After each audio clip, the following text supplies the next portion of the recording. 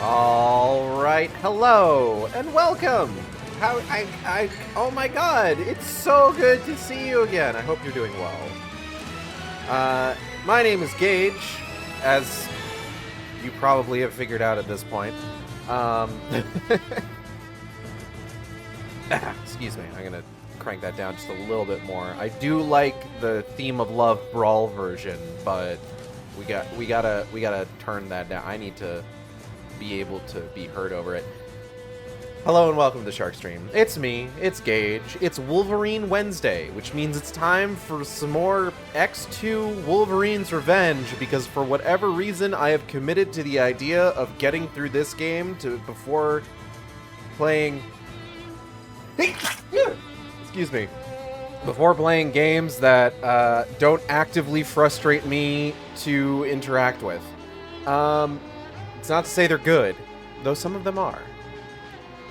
Basically, the highlight of this whole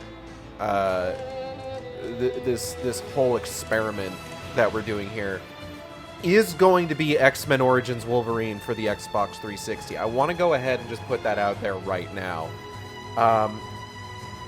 We unfortunately have some schlock to get. Like, okay, X-Men the official game is not going to be a bad experience, all things considered. X-Men the official game is going to probably be fine. There's going to be some interesting things to talk about with regards to kind of like how that game tries to place itself within the canon of the films.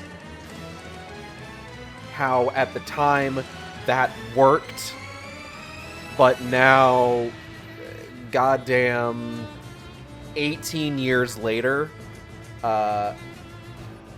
maybe not so much. But that's neither here nor there. We're not playing that game until we finish this one, however fucking long it takes us to finish this fucking one right here.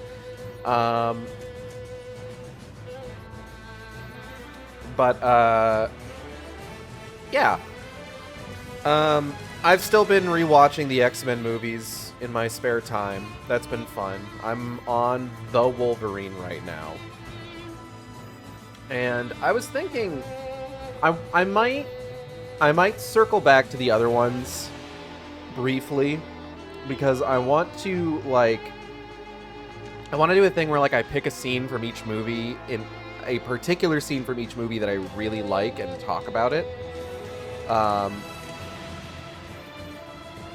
Because like I feel like even the worst X-Men movies have at least one good scene in them, I feel. Like, I could tell you the specific scene in Dark Phoenix, a movie that I have repeatedly stated is an absolute goddamn slog to try and get through.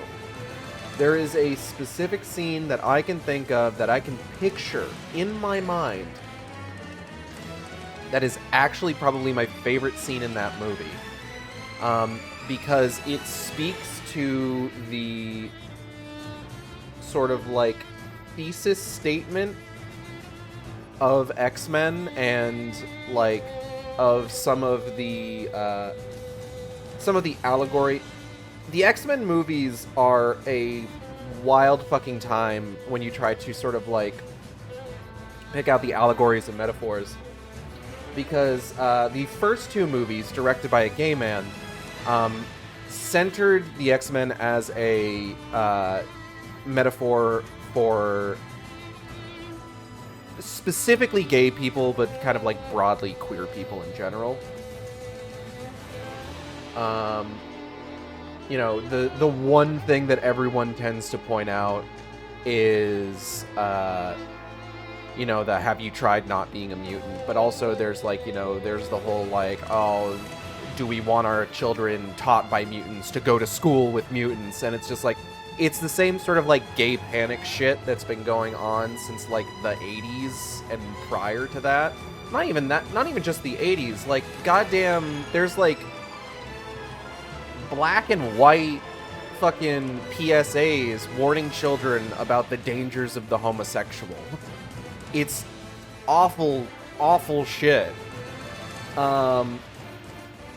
But the first two X-Men movies definitely sort of like put that stuff front and center. X-Men in general have been primarily a stand-in for racism in their initial their initial sort of creation. But just over time, like, minority groups in general, you can write the X-Men to be representative just about all of them. It does tend to circle back to the sort of, like, look of it being sort of like an allegory for, you know, LGBT plus and everything, especially with X-Men First Class doing the dropping the "Don't Ask, Don't Tell" reference, which is wild because isn't that a thing from like the 90s? And X-Men First Class takes place in the 60s. Like, I don't know. Maybe it was like codified or like put in the specific law in the 90s. Anyway, but weirdly enough, so the first two movies were directed by Bryan Singer, who noted scumbag Bryan Singer. We're not going to get into the details there. And then the third movie was directed by Brett Ratner, who I believe is also a noted scumbag, but again, we're not going to go ahead and get into that.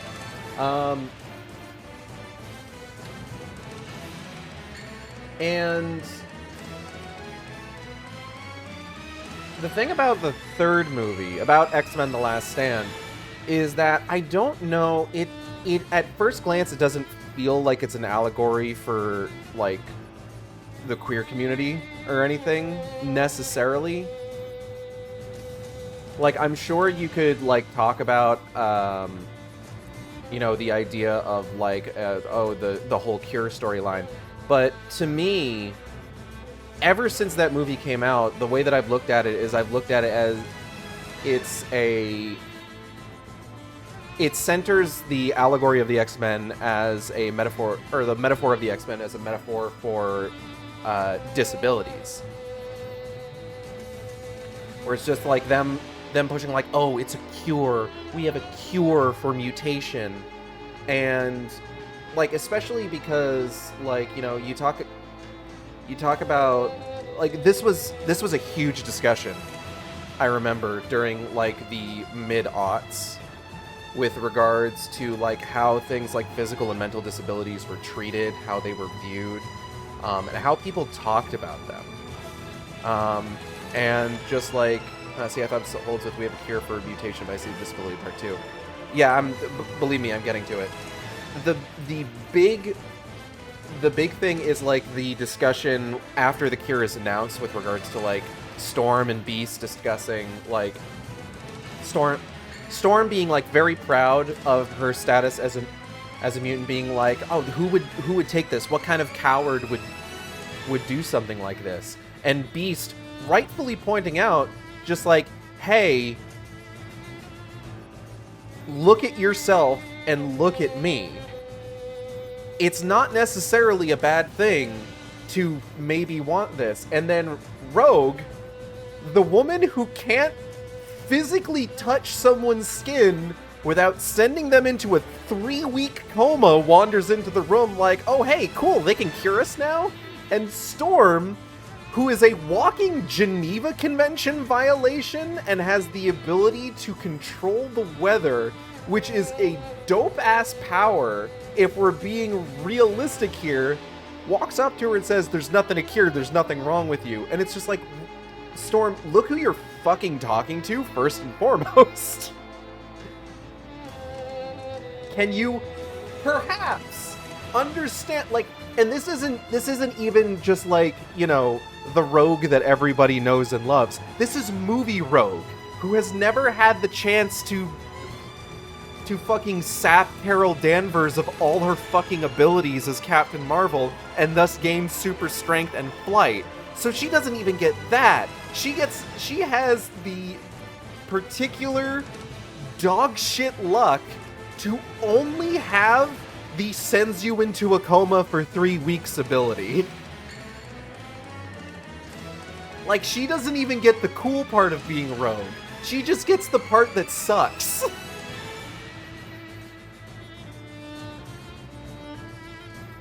Uh, but like I distinctly remember like in the aughts there being a lot of discussion about like, you know, you fucking hear like motherfuckers like Autism Speaks being like just like, oh, we gotta cure autism, and it's just everything. It's just like, it's that sort of shit, you know? Where it's just like, there are plenty of people who are on the autism spectrum that, like, you know, they don't have any problem with the fact that they have autism. But then, like, you have people that are, like, may want something that actually does help them to function better. And it's just like, presenting shit as a cure is like, and this is definitely centered front and center in the fucking movie, presenting it as a cure, and especially how the movie puts it in a weapon, does have a touch of the eugenics in it. Let's be real here. So it's still not like a morally unambiguous good, and it is kind of fucked up that the X-Men in the end are defending this thing. Because, like, oh my god, there's a scene in that movie where, like, Hank McCoy goes to the lab that's developing the cure and is just like, hey, we need to make sure that you guys are, like, not torturing this child. Okay? And then later on, like, the head doctor and the guy who's bankrolling it, Angel's dad, is are having a conversation. It's like, is Hank McCoy going to be a problem? It's just like, I'm not sure. He's kind of dealing with a lot. And it's just like, hey, you guys, it's so fucking buck wild that X-Men The Last Stand sucks, by the way. Like, I want to be clear. It kind of sucks that it's just like, hey, yeah, the Brotherhood of Mutants actually kind of has a point here. They are using weaponized eugenics, guys. This is a problem. I don't know that you should be defending this. And then, like, they have to, like, mash it together with the Dark Phoenix storyline, which just, like, doesn't give either storyline the room that it needs to breathe. But also, like, there's certain points in that movie where it's just like, why the fuck is Phoenix here? Like, what's the point of... That movie could have functioned entirely as, like, just the whole thing with, like, the cure and everything, but also, like, they just kind of had to, like, fist Phoenix into the plot. We gotta get started, hold on. Like, we have a video game we have to play.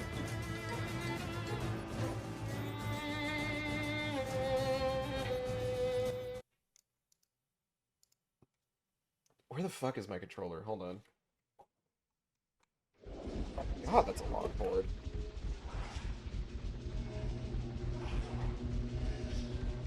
Movie Rogue has the power aura of a sad, wet, three-legged kitten. Boy Storm saying to her face, "You're perfectly fine as you are, bitch. I got 3 legs." Honestly, Leech didn't deserve any of what happened here. Okay, guys, all you have to do is not torture a child. I'll be back in 5 minutes. Also, Angel is here. Angel is here! And he's played by the guy who played Medivh in the World of Warcraft movie? I say World of Warcraft, it's just Warcraft. And also Spacker Dave in the 2004 Punisher movie. That makes... So, Angel's actor... Oh, God. We can skip this. We can skip this. We can skip this. We can skip this. Gonna be forcing some thunders while you do this. Forcing some thunders. Angel sure is here. He sure is.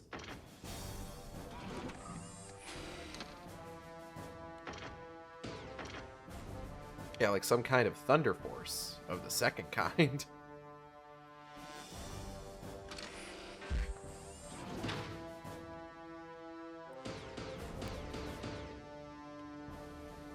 Okay, before we continue, I need to pull up the cheats for this again, because we need to unlock level select.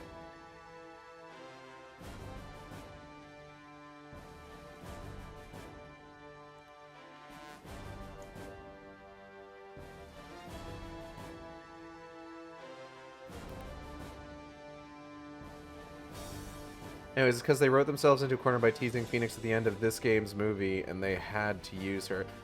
Okay, Kale, I don't remember if you were here last time.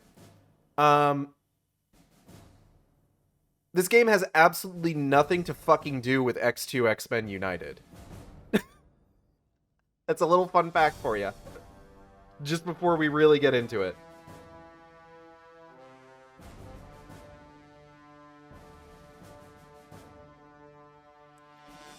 This is a licensed game of convenience.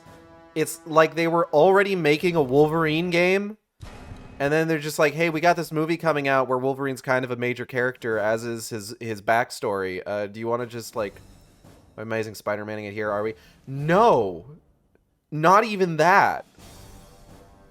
I would put Amazing Spider-Man in the same vein as, like, almost the X-Men Origins game, where it's just like they were already working on a Wolverine game, and mid-development they got the license. This is like they finished putting a game together, and then afterwards they were like, hey, can we slap X2 on this? BXBYBXLRZ. Should I do invulnerability? BXBYYYLLZ.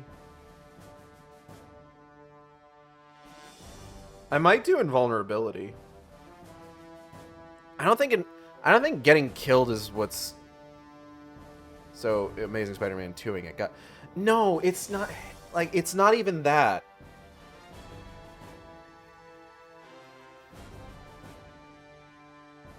It's like I don't know that I can think of any, like,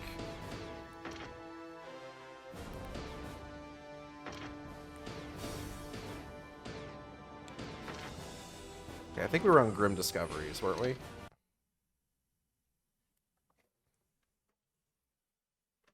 Smells like bad news.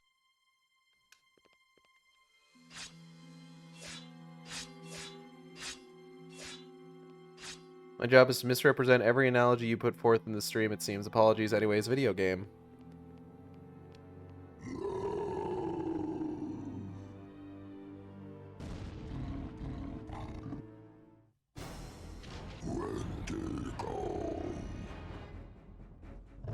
Hello, Mr. Cultural Appropriation. Oh. Escaping or disabling the creature seems to be the best options open. Alright, hold on.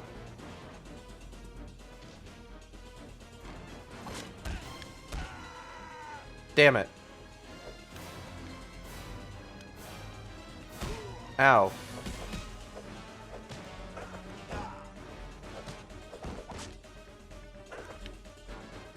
Hold on, we gotta get a little further away. Ow. Damn it. Now you've made me go buck wild. Now I'm just gonna kill you guys. Shouldn't have done that. Now I'm gonna kill you before Logan even gets a chance. God, Will.i.am cannot act.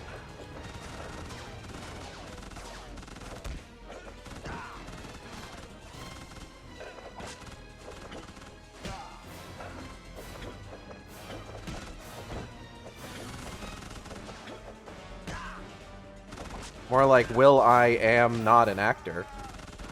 Alright, let's try this again. Maybe, is it X? There we go. So this is my first time in this game, and I love not Hugh Jackman's face screaming in the corner. Transmission from all around you. They're closing in.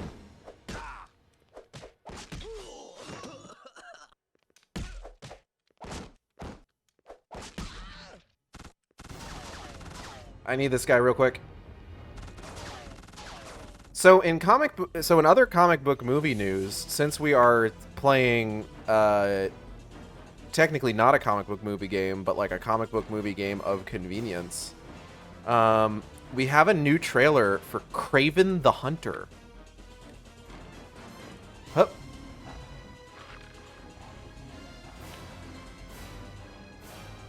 Do you remember that movie? Do you remember that Kraven the Hunter is going to be coming out? Do you remember Kraven the Hunter? The film starring Aaron Taylor Johnson?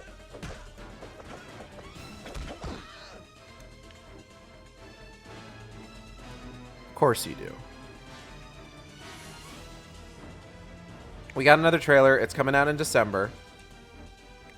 It was, as you may be aware, it was supposed to come out way earlier, and then it didn't. They're closing in, Logan. Keep moving. Oh, shit. Okay.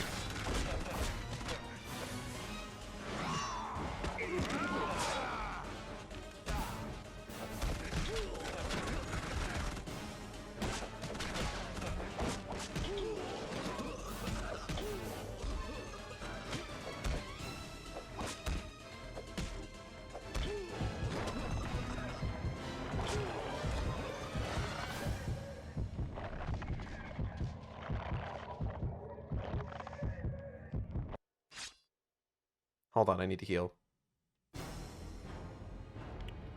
Oh, shit!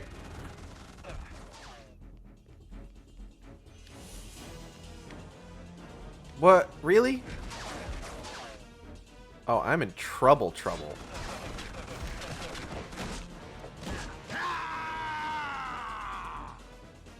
Maybe I should turn on invulnerability. Yeah, I'm gonna turn on invulnerability.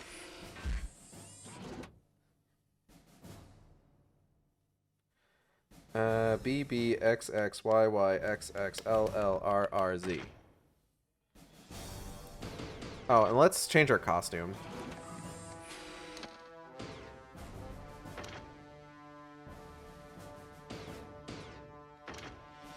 And no. And no. No. Give a shit about Patch. No. Yeah, maybe. Oh wait, that just said restart level. There ain't no checkpoints, are there? Nah. There ain't. Alright. Select. I didn't remember Kraven the Hunter as a movie. How bad is it, Gage? I'm gonna be real. I remember Kraven from AMS2, the game, more than I remember that there's a fucking movie coming out. There is in fact a fucking movie coming out.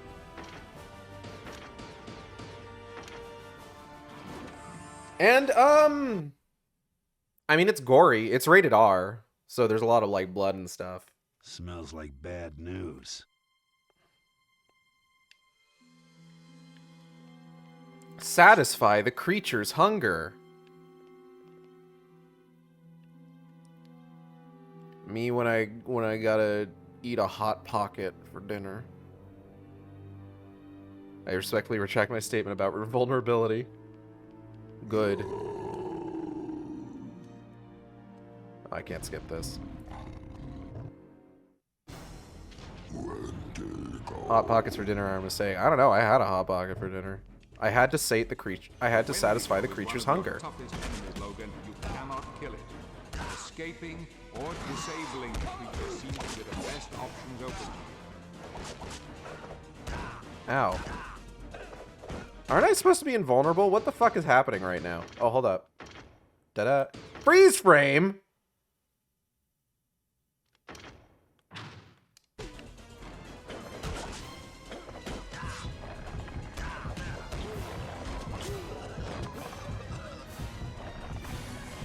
There's a camera mode in this game. God damn.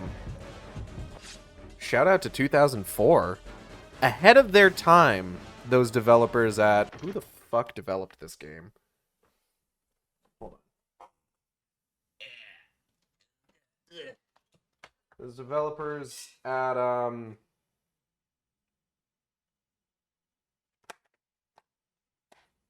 it just says Activision on the front of the box. I need to... Hold on, let's get the fucking Baskin Robbins buy one 2 scoop Sunday get one free coupon out of here. All right. Page 15 for credits. Gene Pool software.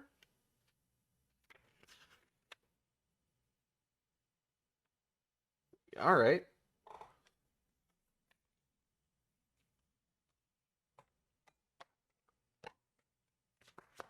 I love that the back of the box advertises that there's a Baskin Robbins coupon in this thing. That's very funny to me. Do you think that was like a fucking deal maker for someone? Like they're just like, should I get this X-Men game for the GameCube? Wait, holy shit, there's a Baskin Robbins coupon in here. Well, that seals the deal. I'm trying to... Okay, here we go. Did you get a Baskin Robbins coupon? The Baskin Robbins coupon is still in the case. Like, I need to be clear about that. There is, in fact, a Baskin Robbins coupon in this game's case.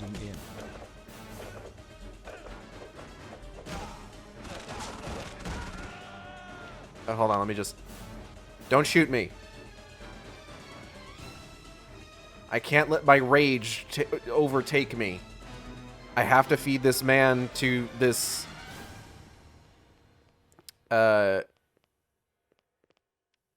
appropriative, Native American spirit. Fuck gaming, dude, we can just go get Baskin Robbins.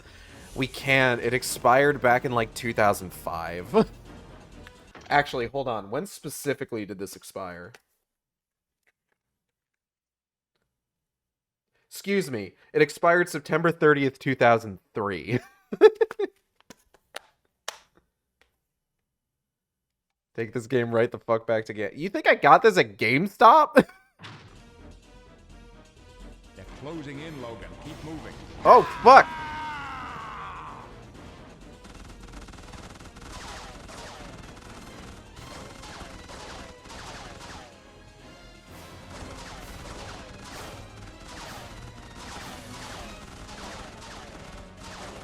Oh my god.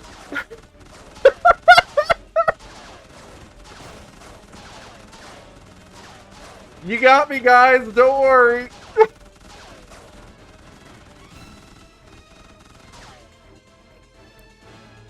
Do I like still... Hold on. Nothing's happening. So...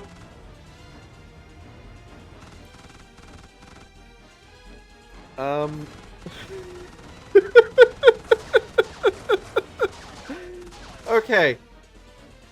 So, in case it's unclear what's happening here, I do have invulnerability on.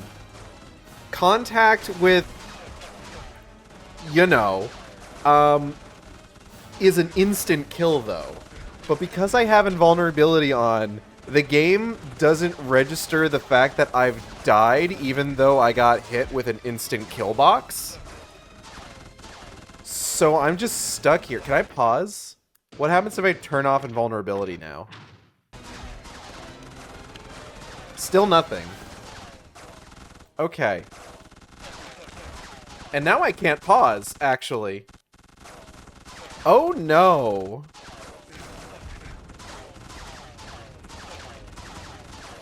I've made a mistake. Oh, here we go. Thank goodness. Smells like bad news.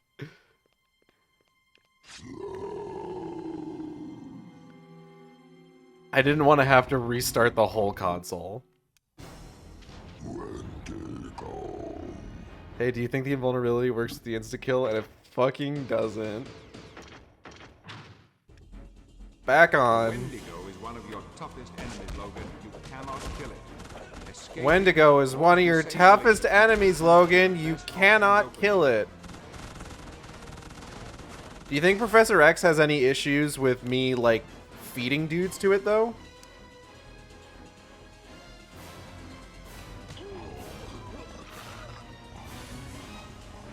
He seems fine. Logan, God I'm bless picking America. scrambled We're in transmission Canada from right all now. What are sides. you talking about? Closing in.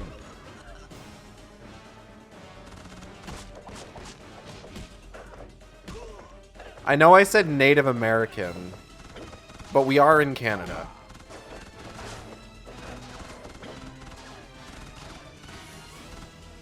Ho, ho, ho, ho, ho.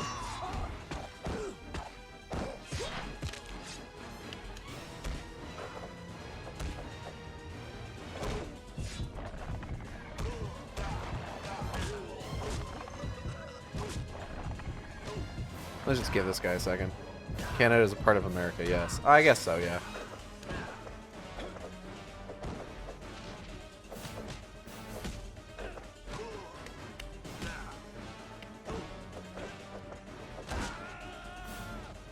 Come here. You're next on the menu, buddy. Showing off his sweet breakdancing routine.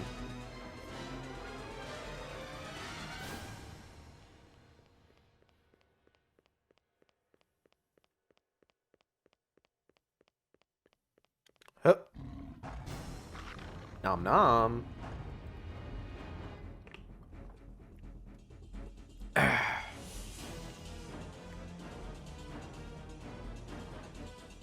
No, no, no, no, no, no. Closing in, Logan. Keep moving. Oh, okay.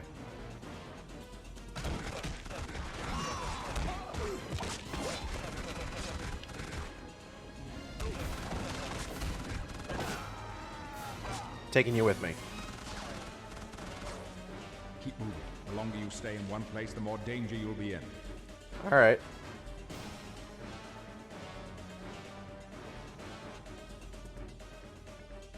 Excuse me. Huh. Nom nom.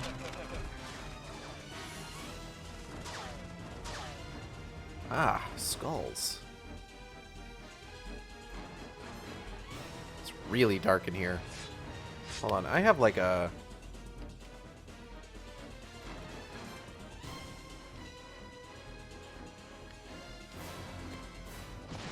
There we go. I recognize that smell.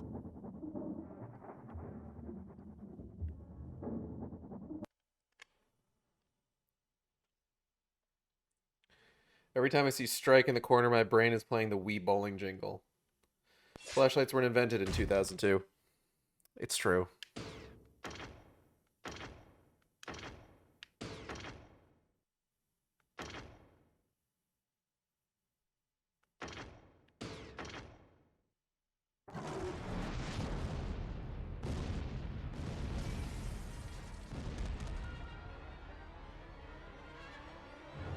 I like what you've done with the place.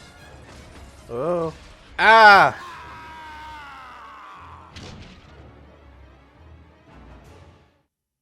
We're off to a good start.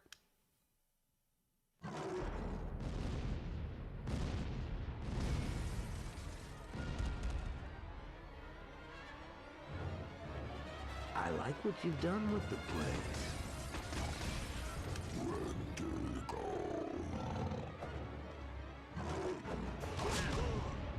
Alone against the Wendigo. Kill it. Ow.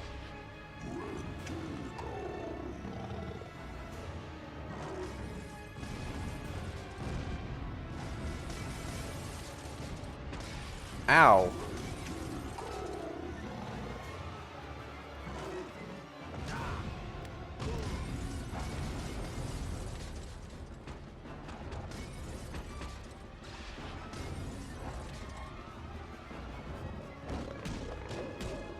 Grab the Wendigo's tail when you can. Oh my god. It's fucking Super Mario 64. That's great. I love that. I'm so happy. Ah.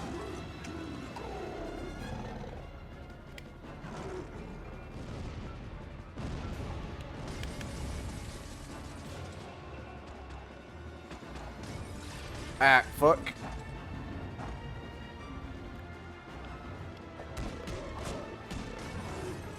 Ah.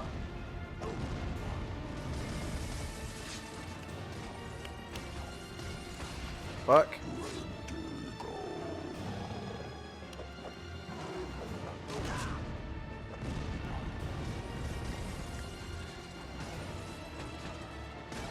Do I have like a jump or anything?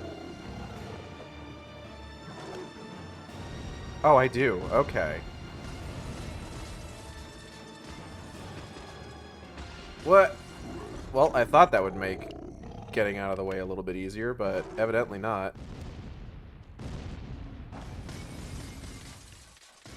Huh. Ah, shit.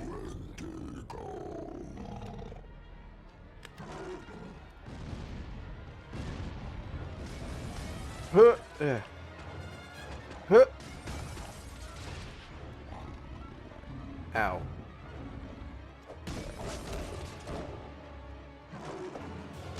Damn it.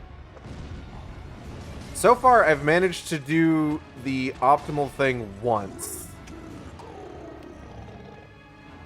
He keeps targeting him. Yeah, let me just... Ah! Fuck. Alright, we good? I have no idea what happened there. I did notice OBS, or the audio was like cutting out in my ears. So I was just like, what's going on? And I look over and like the readout for the audio levels was frozen up. And I'm just like, oh no, come on. So not sure what happened there. I haven't finished the boss fight yet, so we got that going for us.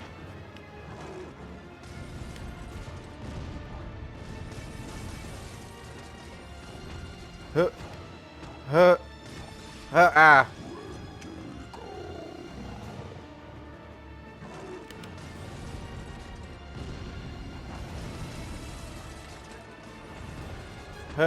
Ah.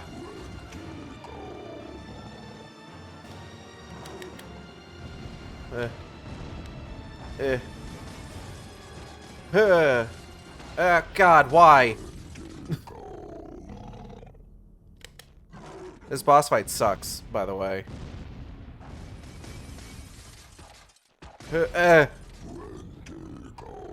Man, come on.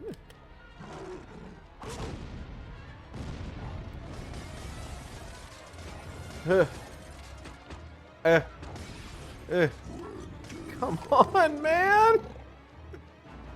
What are those purple vials anyway? That's health if I need it. At the moment, I do not.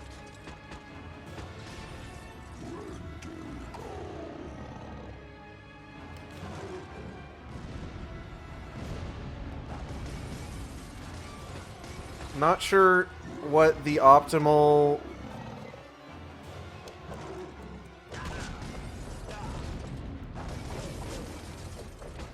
Ow.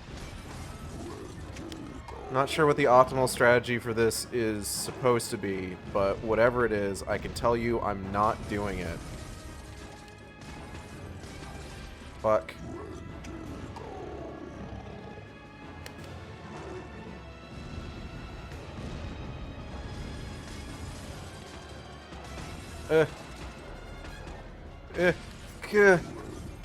Come on, man.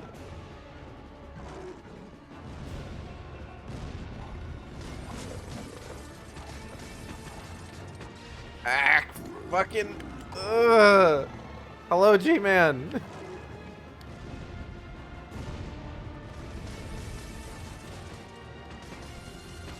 Fucking come on.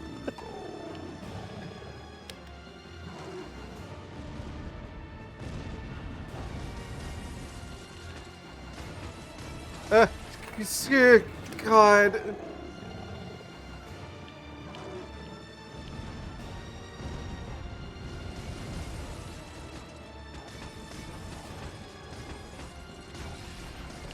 Okay.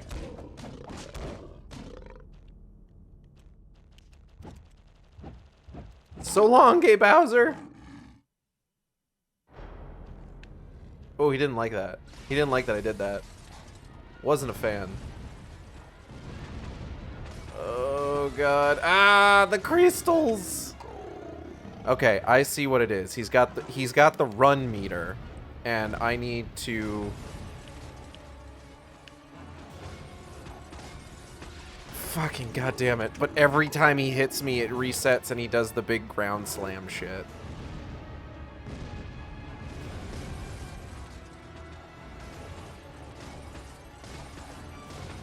Ugh. Oh no! Oh no! Damn it! Fuck the crystals! No! No! I hate this fucking game.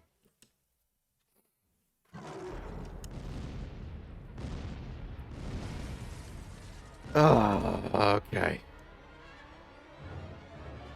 I like what you've done with the place. If it bleeds, don't mean I can kill it. You know, I wasn't sure if I was going to do like a full playthrough of this game. Like, I briefly considered doing this as a one-off, and then thought, no, I could probably do like a full playthrough. That would be fine. And yet here we fucking are, and I'm having to deal with this fucking bullshit, and this asshole, and his fucking nonsense. And every time he hits me, it locks onto him, and if I lock onto him, I get stuck in fucking strafe mode.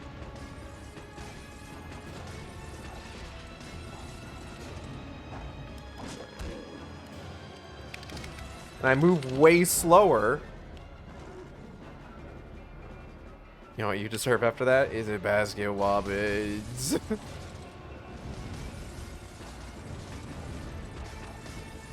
Ah, shit. I hate this. I have to wait for him to fucking, like, burn out his meter, which, like, God knows how long it'll actually take to fucking... God damn it. I'm so mad. I'm so mad. Okay, if I run, like, directly away from him... Ah! Oh? No! Come on, man! Fuck right off! Son of a bitch!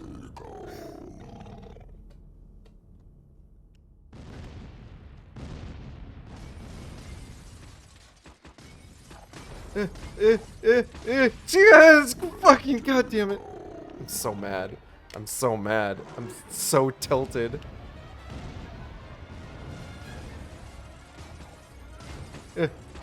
God! Ah, son of Why didn't that play? Where was the alert?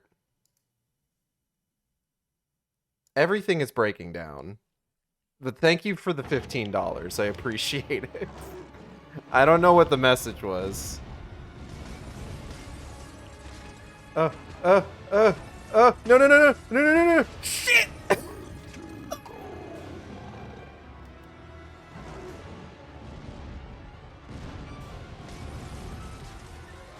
He's all the way on the other side. I just gotta, yeah! Get fucked! I win. Wait, hold on. What is this fucking magic pixel sliver of health bullshit? Oh, fuck off. Fuck off. Fuck off. Look, oh! What is this? What?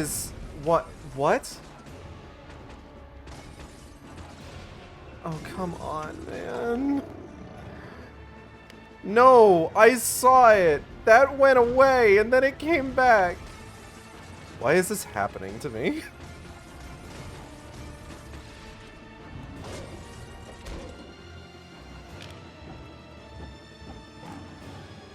What? Why?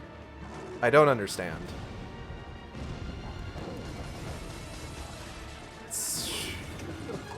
I'm so mad. Do you have to specifically do thing to kill him? I don't know.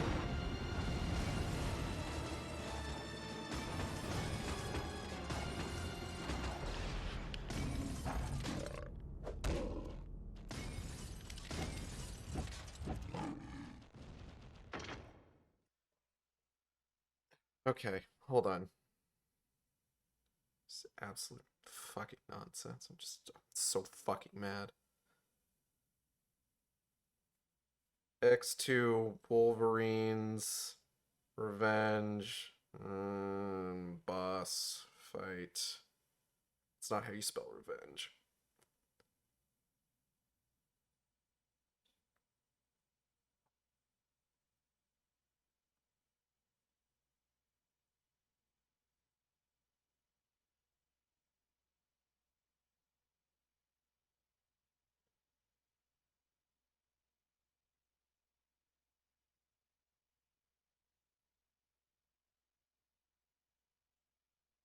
Okay, this gives me no information.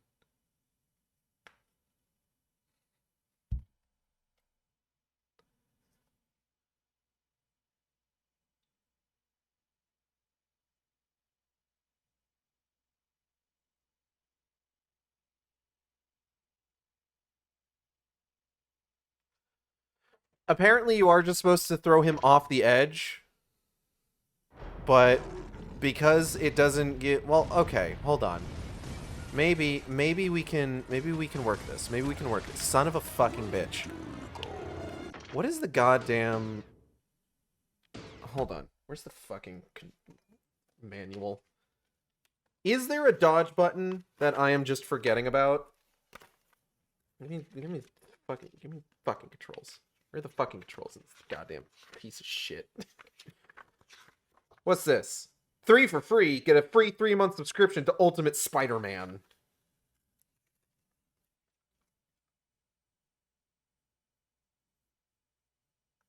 Stealth, sensitive, crouch, crawl, claw sheath, while running, in combat. Double tap quickly for evades. Okay.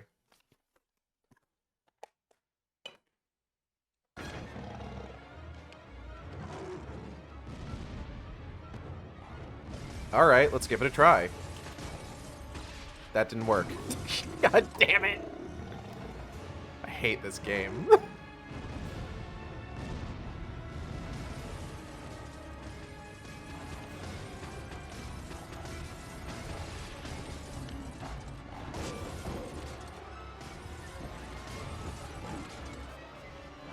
Oh! Okay. If I may borrow some classic internet parlance, this game is a fuckload of shit.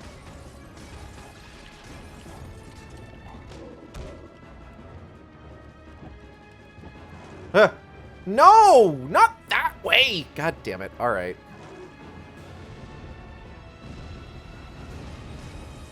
Wolverine, you gotta do better, my man.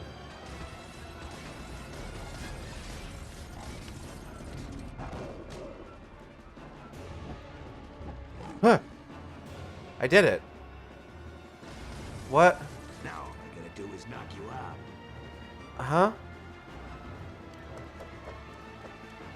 Oh.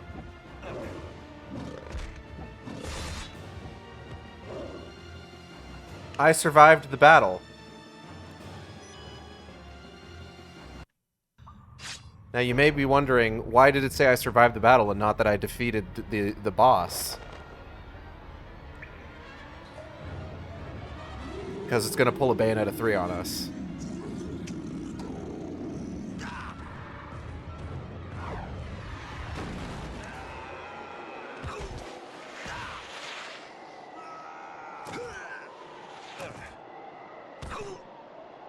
That was a comical fall that we just took.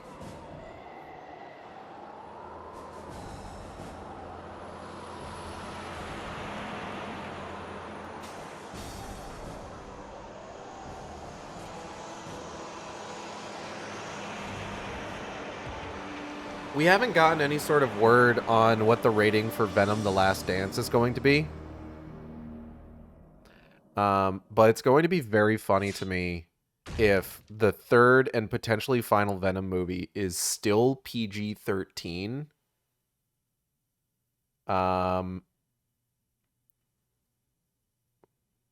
And then the first R-rated, like, Sony Spider-Man with that Spider-Man spin-off movie is Kraven the Hunter.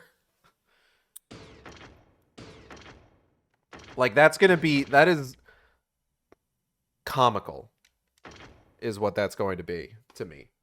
I hope the Venom: The Last Dance is rated R. I feel like at this point we've proven, like, without a doubt that you can be successful with an R-rated comic book movie.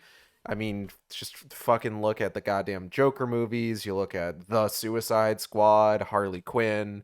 You look at the Deadpool films. You look at Logan. Like, you can do it. You just gotta believe in yourself.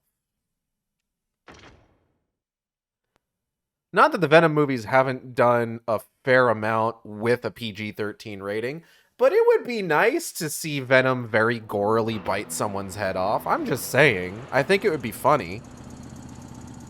Also, I think Venom should say fuck more. How you doing? Chuck, can you hear me? I'm at the base. Excellent news. Yeah? Well, hold fire on the celebrations. Security looks tighter than one of Jean's costumes. Yeah. Okay. Proceed with caution. Logan, Wolverine. shut the fuck up. I have reason to suspect that there are others interested in obtaining the information you seek.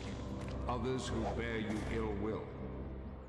They're gonna have to get online, Chuck. But thanks for the tip.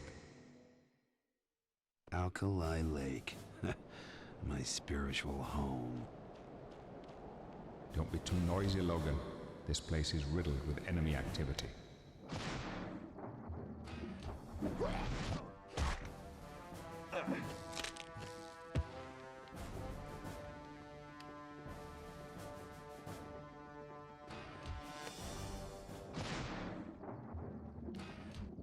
All right, it's stealth mission time. What in the goddamn? Oh, it's a security camera. That is a large area. Oh, big area for security camera. Hey, Wolverine, how do your senses tell you where the security camera's vision cone is? You know what, we're not going to worry about it.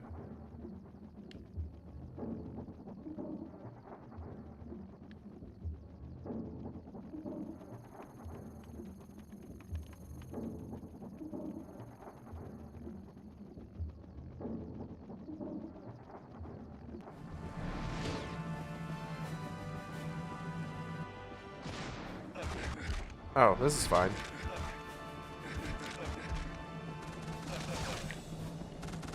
Door locked. Okay.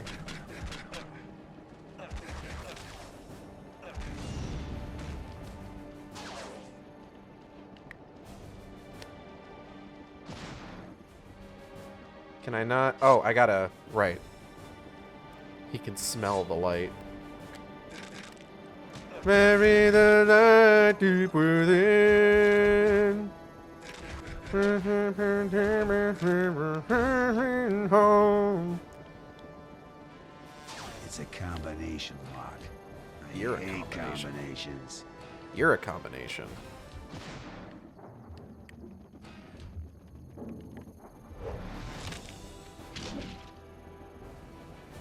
Regrettably, this light is not buried.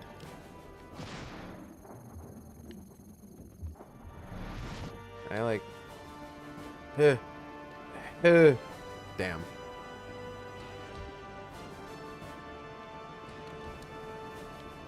Yes, yes, I get it. You see me. Don't need to be a dick about it. As we're playing a Mark Hamill game, this might be an interesting thing to bring up now. So, recently, the DC animated movie event that has been kind of going on is a animated adaptation of Crisis on Infinite Earths, which part 3 actually featured the final performance of Kevin Conroy as Batman. In that he was portray. Oh, did I fuck up? Oh no, I didn't. I'm fine. He was portraying the DCAU version of Batman in a scene in the movie, and in the whole thing was like he was going to be acting opposite Mark Hamill's Joker. So something that seems to have happened is that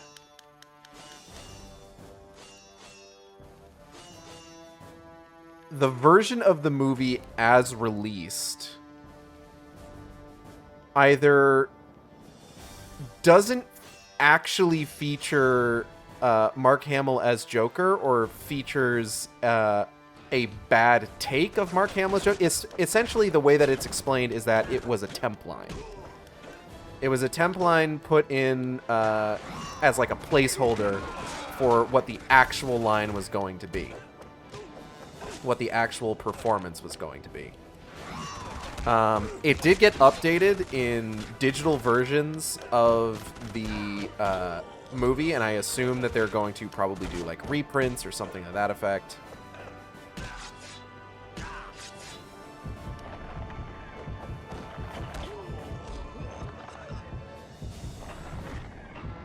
I can't see anything. I'm going monkey mental.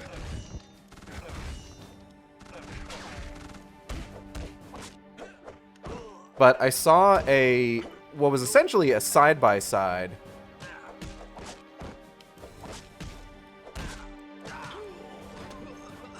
of the movie as it released, and then the updated version, and it's just like, oh yeah, this is the version as released is god-awful, actually. It does not sound good at all. I couldn't tell you... Check any unusual objects and containers. You may find something useful. Shut the fuck up, Charles. I couldn't tell you if it's actually Mark Hamill or not.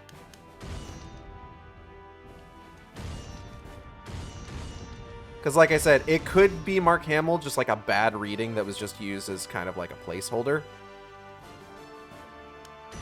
Looks like some sort of decoding device.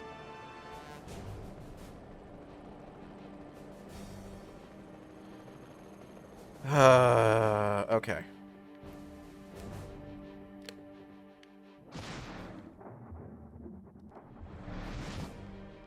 But, you know, it's hard to say. So that's great news. Tango Gameworks was bought so it won't close down. I did see that. I don't know. Did that happen while I wasn't streaming? Yeah. Ah!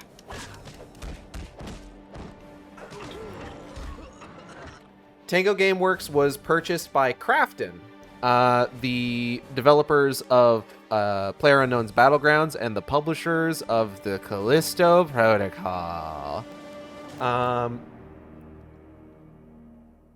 Now, unfortunately, Microsoft still owns the Evil Within license. The only license that was included in the purchase by Krafton from Microsoft was Hi-Fi Rush. Which, like, I get it.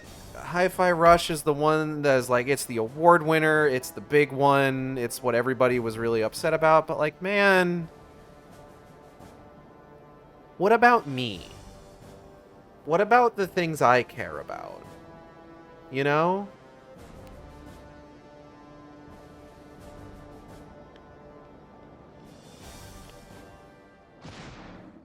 But honestly, what's really important is the fact that not only did they... what's the word I'm looking for?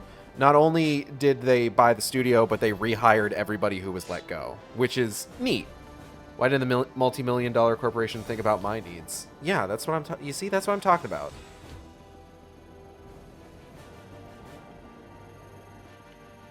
Obviously, my opinion is the only one that matters.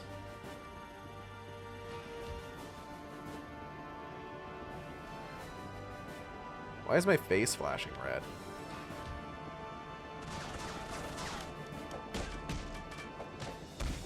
Is it because I've been seen?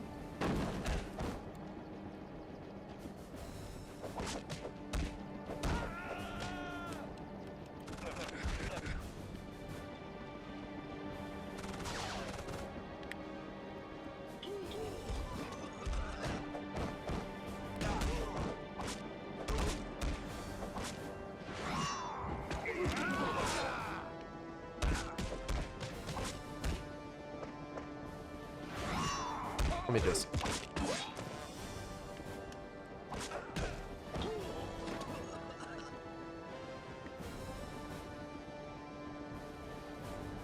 Not to make it about me, but my interests. Yeah, exactly.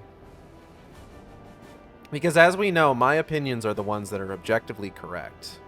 And everybody should listen to me all the time.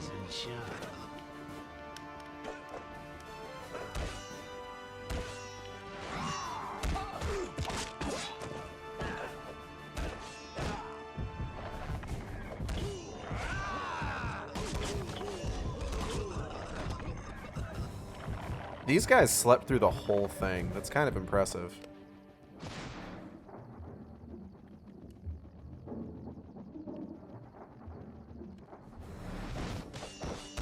Oh, this guy immediately stood up to beat my ass.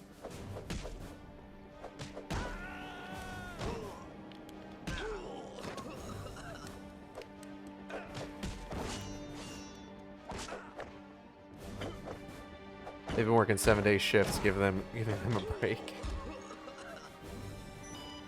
I got a key card.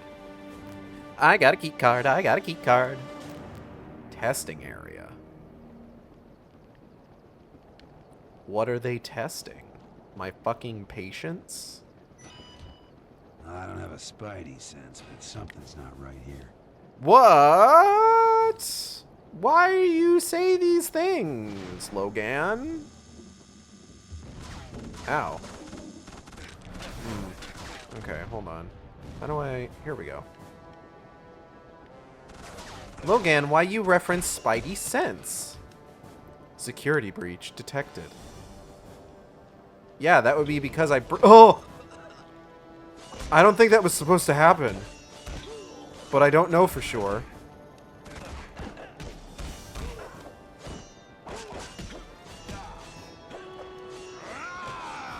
Wolverine, how do you know what a Spidey sense is? Did Xavier cheat the timelines again? If you can believe it, there is a raisin.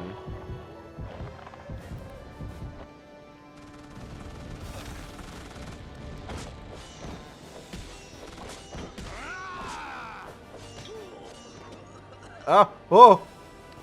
Okay.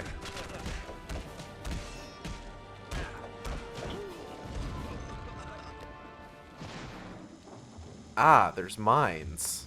I see. I didn't realize that before because my invulnerability made me not care. There's one thing I've worked on and feel semi-proud about. It's my Mark Hamill Joker impression. This video just reminds me that I've yet to post a single video to YouTube showcasing that. Spider-Man in this fucking game. Is it Secret Webhead Wednesday sequel? No. Looks like my next port of call.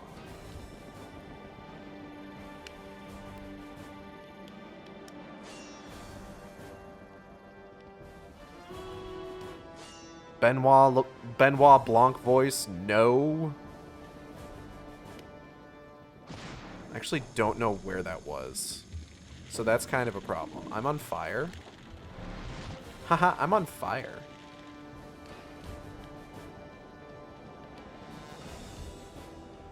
Do I have a map?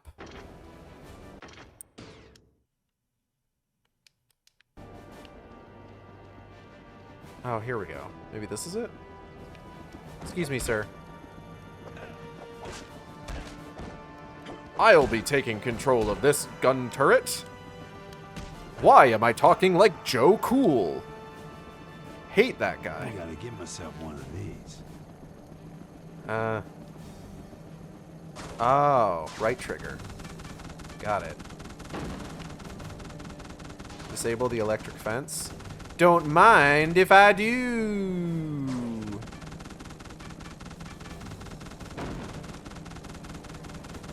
How do I do that? Oh, maybe it's the electrical transformer on the top right there. Oh. Hey, can you guys not shoot me, please? I'm kind of trying to do a thing here.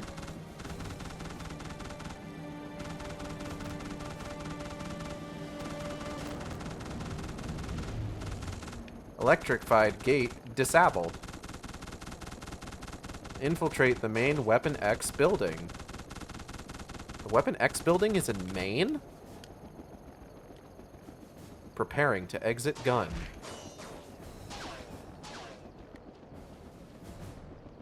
Fuck. Okay, how the fuck do I get out of here? Oh, here we go.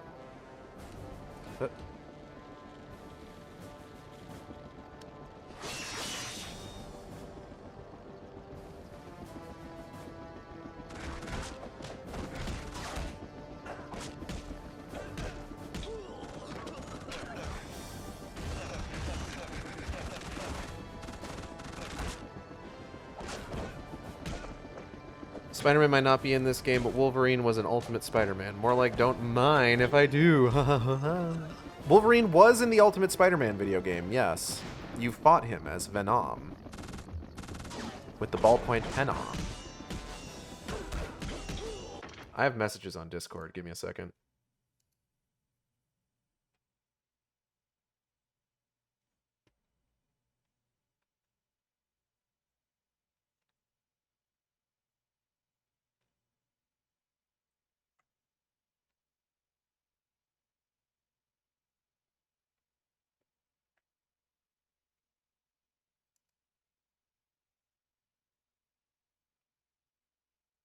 Okay. Venom.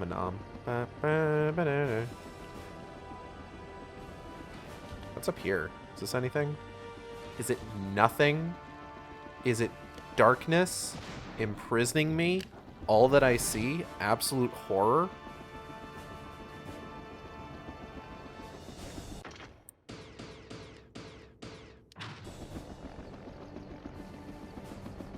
Helicopter? Fuck this thing. Can I drive the helicopter? I want to drive the helicopter.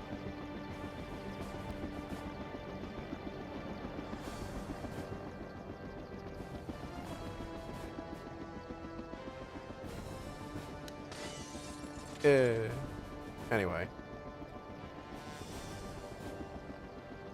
You know what vibes I'm getting from this game? I'm getting, like, Geist vibes. I couldn't tell you why.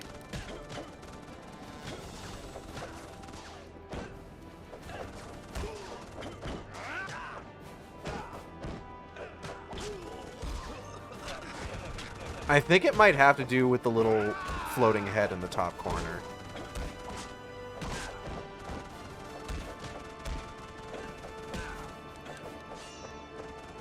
Yo, this guy's got fucking moves. I'm in! Find security access card to the underground facility. I will do that. Give me a moment. God, imagine if I wasn't invulnerable. I would be not having a good time here. Thank goodness for cheat codes. Stop that.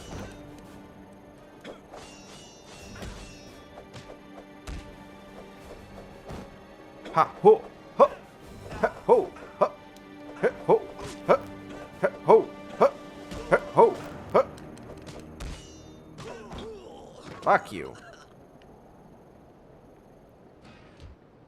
Oh, I'm still fucking under fire here.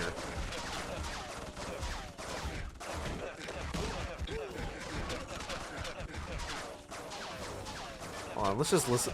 Hold on. Let's just listen to that.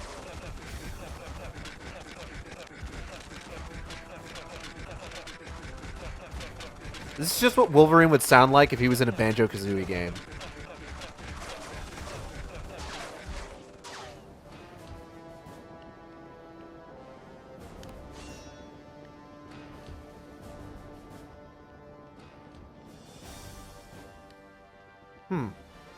Suddenly not being shot anymore. Odd.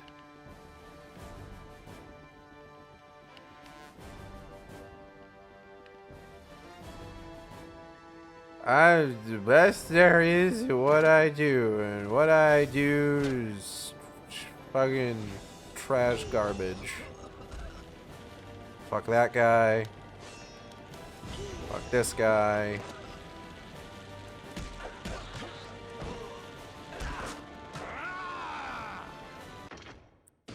Few strikes. The guillotine.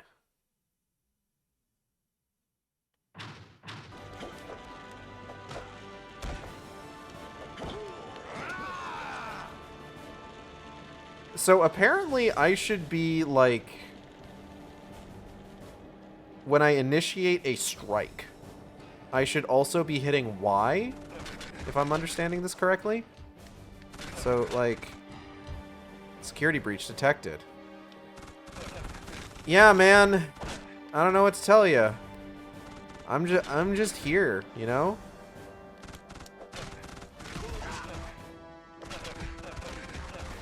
Hold on, come over here. Hold on, come here, come here.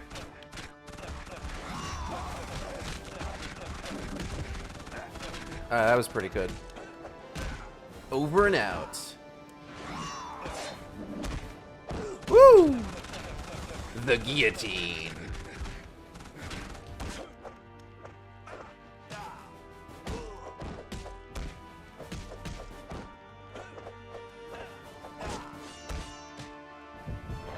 Ah! Die. Oh, I fucking hate boxes! Blah! Oh, I'm done. Okay, I'm normal now. Well, that would be nice if, you know, I was taking damage. Alright,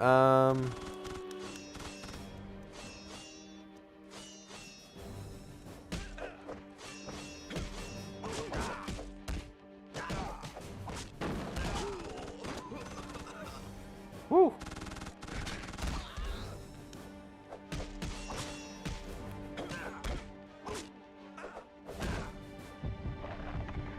Yeah.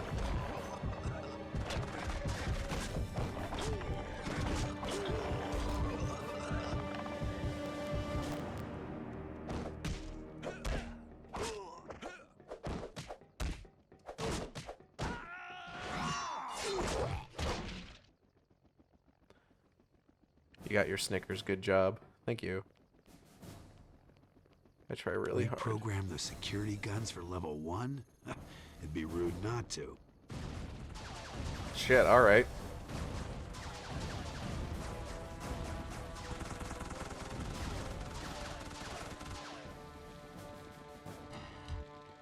Alright, sure. I guess I just go up here. Hello?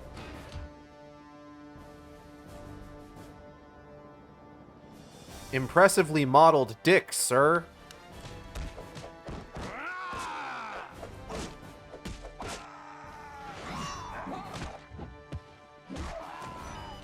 I got the access card. Locate entrance to underground facilitoire. God, so you're not even gonna tell me where it is? I have to fucking find it myself? All 6 polygons.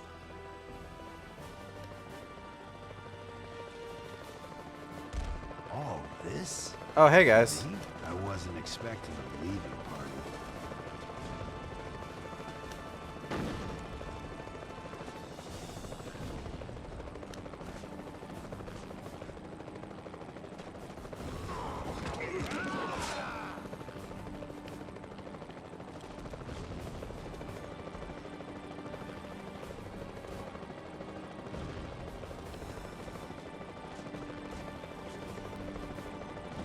I like that the fucking missiles don't hurt me anymore. So like, it's just hurting their own dudes.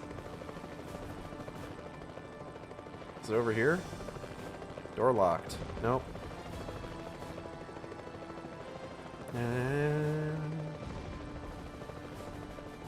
This fucking song on loop is going to drive me absolutely nutty.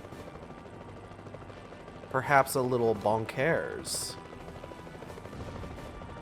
It's very repetitive, is what I'm getting at here.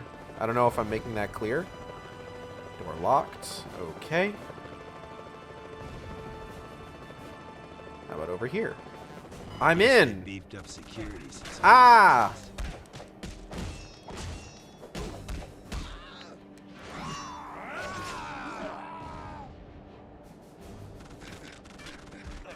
The invulnerability does make this level really funny. So we managed to kill our own men. They should be very proud.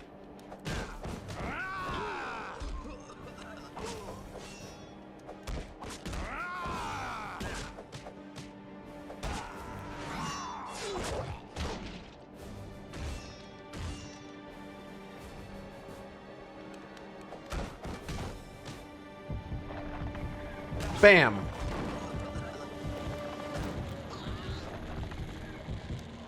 Wow, alright. You guys are kind of losers, huh? Anyways, I'm gonna just fucking... Hey, hold up. Wait, hold up. Hold up. What's that? What's this? Is this something... Is this button push? Opening tunnel doors. Sick.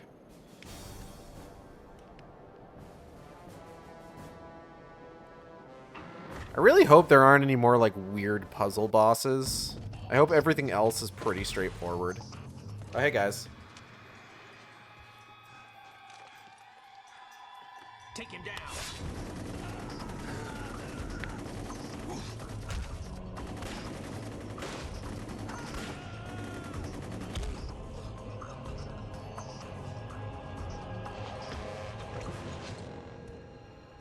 Who are you?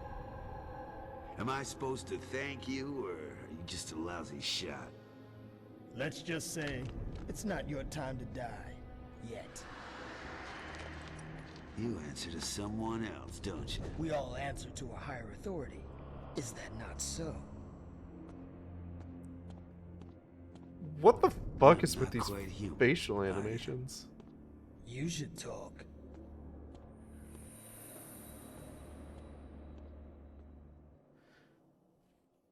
We all answer to a higher authority. Is that not so?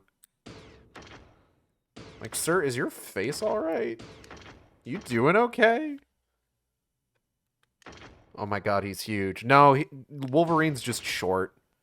That guy's like 5'9". You have to eat a lemon before being an extra in this game. Apparently.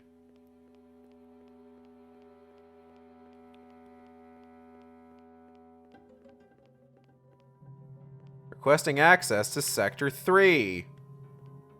Deactivating force field. Are these supposed to be voiced? Reactivating force field. Gotta get to that console. Ah.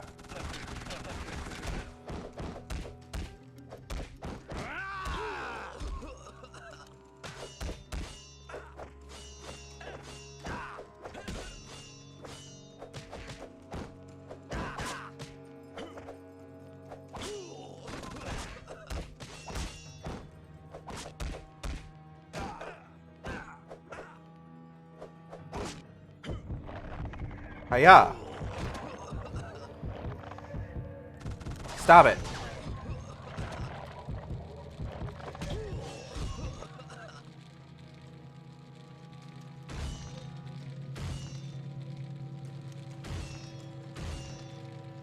Is there anything in any of these boxes?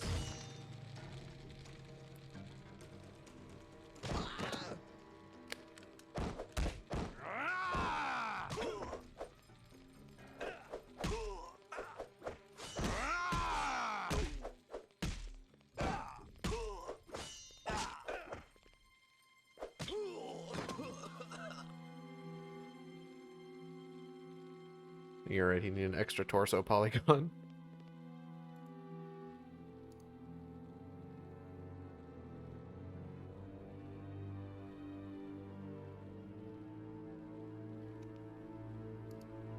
Okay.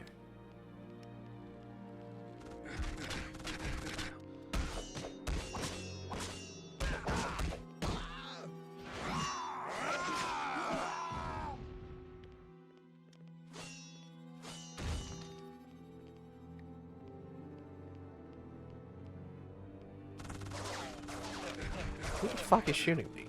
I'm gonna get it. I'm out. Gotta get back to work. Alright. Enjoy work. Oh!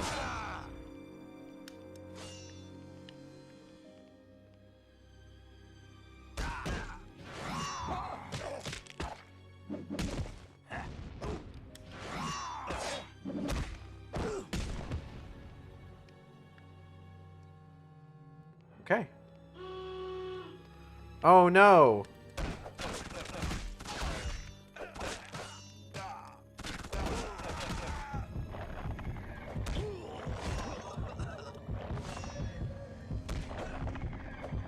Now no one will get any coffee.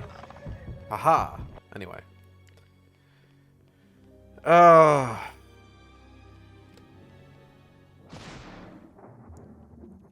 problem I'm running into is that there's so little in this game that is, like... Well, that's progress.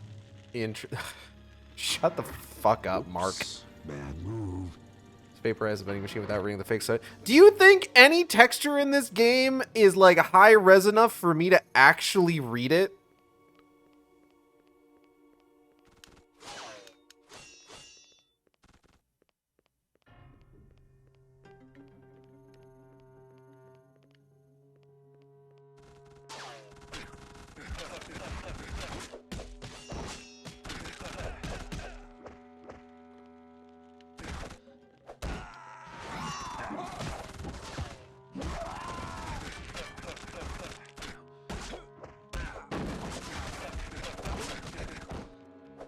That's a grenade.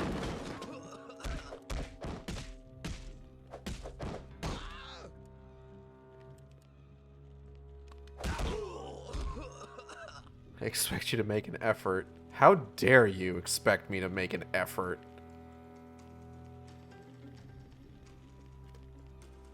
I've never made an effort in my life. No, that's not true.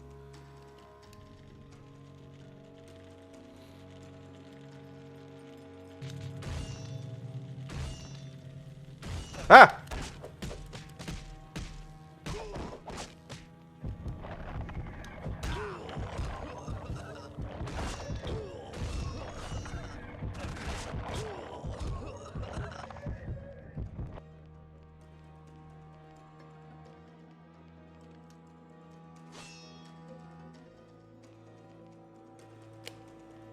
Oh.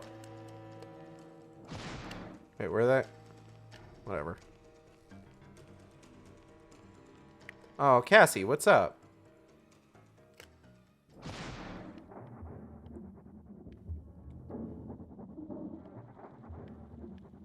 Cassie meowing. Should probably go ahead and, like, let her out.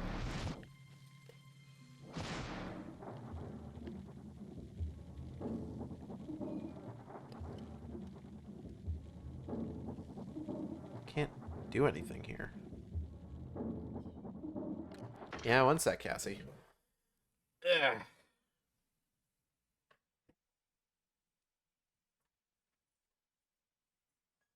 There you go.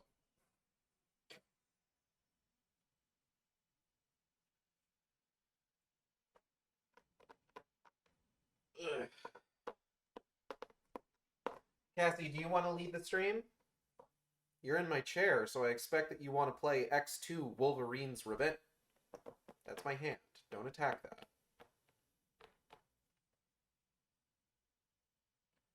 I'm gonna need to fucking splice together this stream now. I'm realizing.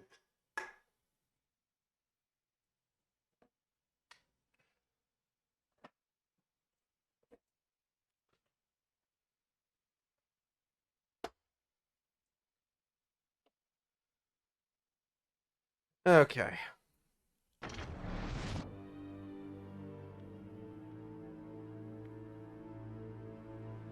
So here's what I'm thinking. Right now, on this current stream,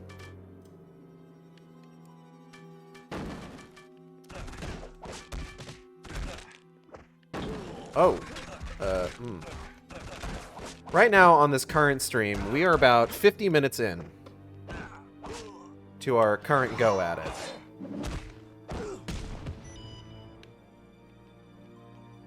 We got a key card. I'm thinking that if we get to the point that, like, it's an hour and a half into the stream and I am just bored all to hell,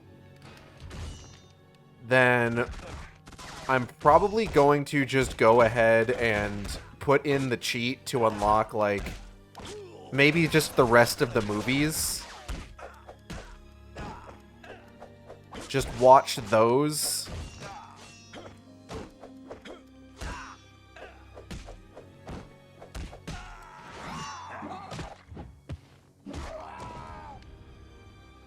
And then maybe play, like, the last level. I said I did not hear the last 3 minutes because Risk of Rain 2 dropped another soundtrack preview. That's fine. Most of the last 3 minutes was me letting Cassie out of her crate.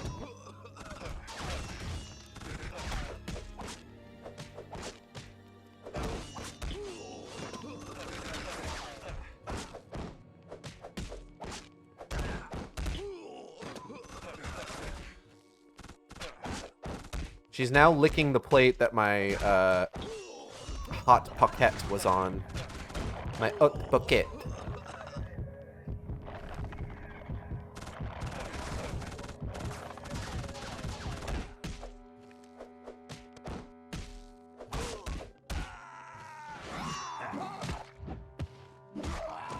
Can she eat that? I mean, but she can't. The hot pocket isn't actually there anymore.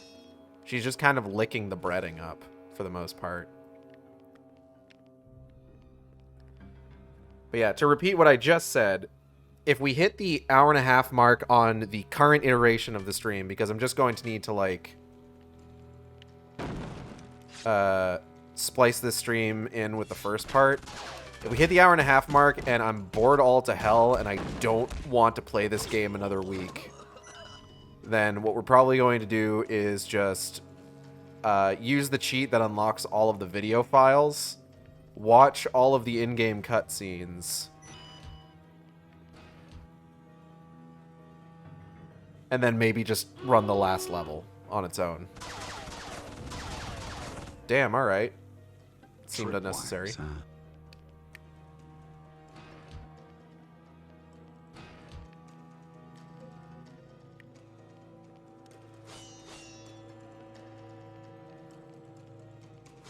Because, like, I'm going to be honest, I don't think I want to do this another week.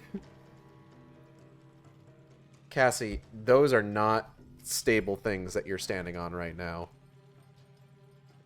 Monitors are not for walking across.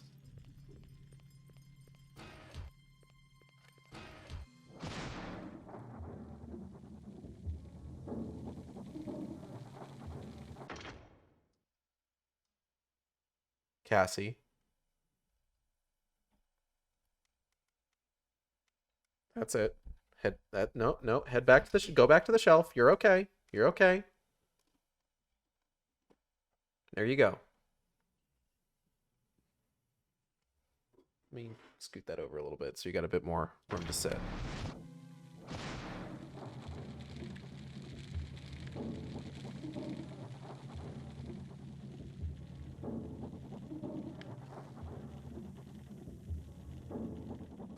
All right, tripwires trivialized. Let's can I turn those off or? Oh no, that just unlocks the door. Cool, I guess. Ah! That door's locked though.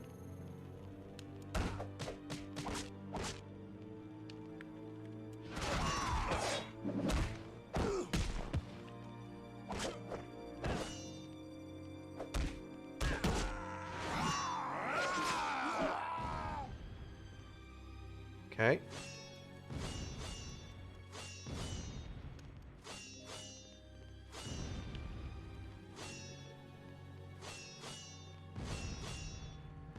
Cassie, can I help you?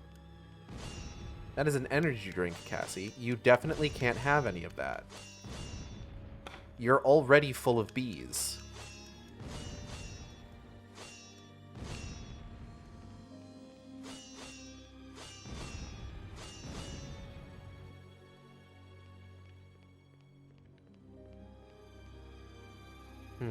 Maps. Normal things for a place like this to have. Those don't even look like security doors. They look like doors to the fucking kitchen.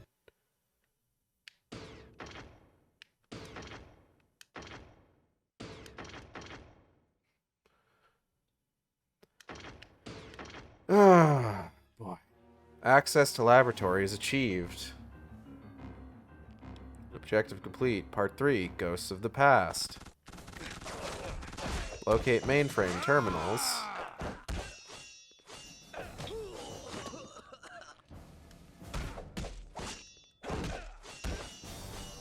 Ha, ho, ha.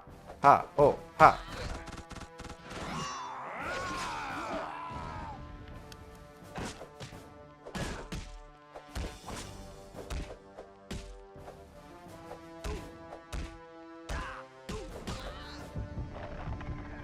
Kick. Kick. Punch. It's all in the mind. If you want to test me, I'm sure you'll find. I don't remember the rest of the words to that song. I'm sorry. Door unlocked. Whoa. I just walk into fucking Black Mesa?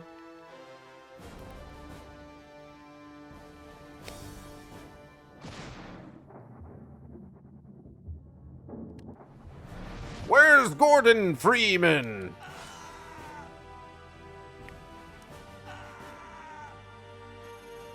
Need the discs to start these babies up. Good luck in the test chamber, Logan. Need the discs to start Gotta these. sniff out some scientists. Remember Locate to the scientist observe with a and disc. Follow your senses, Logan. They will serve you well. Oh, that is... Okay, there we go. Let's see if we can't track this guy down. It's not you.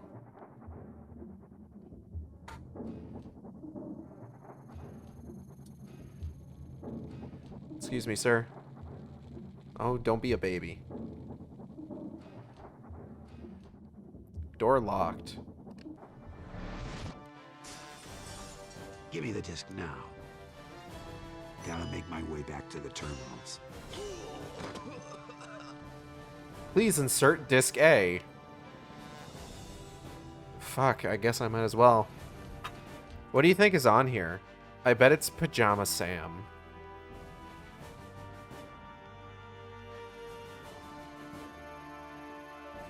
Terminal A activated.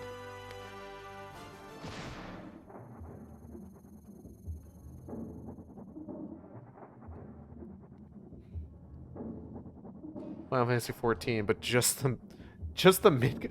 Wait, hold on a second.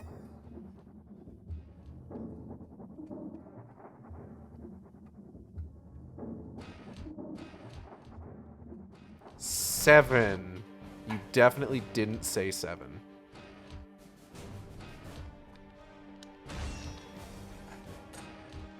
Cassie, are you making a ruckus? Stop. Girl, stop.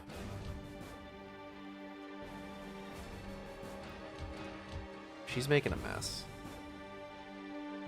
Yeah, see, there I can't read any of that shit. Door locked. Door locked.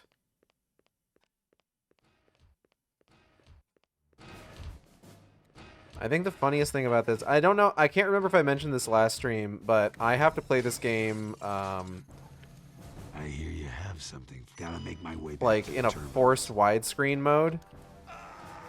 So Logan is just slightly wider, for me, than he is, like, on the stream itself.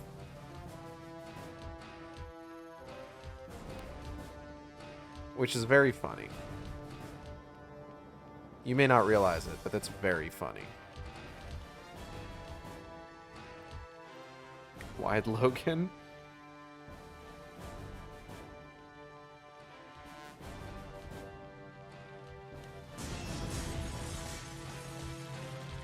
Logan, listen.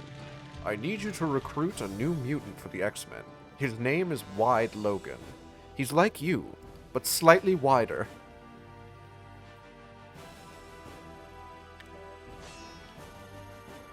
Terminal B activated. Activate security console and make your way to freight elevator. Oh, God. Ugh. I'm so bored.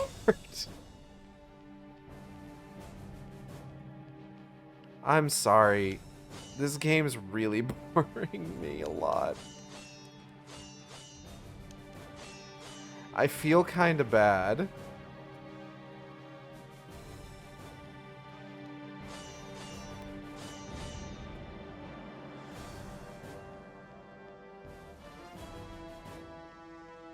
It's just like, oh, you gotta the console.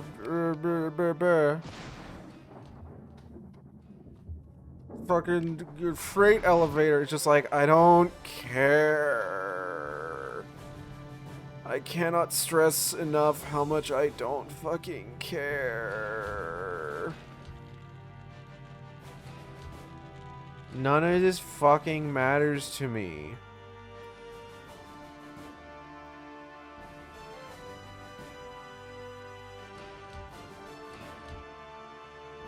We're just sitting here listening to this goddamn... What the fuck happened in here?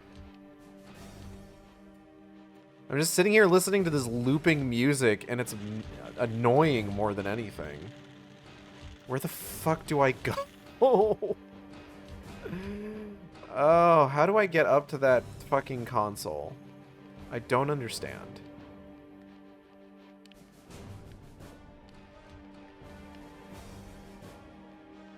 Data processing.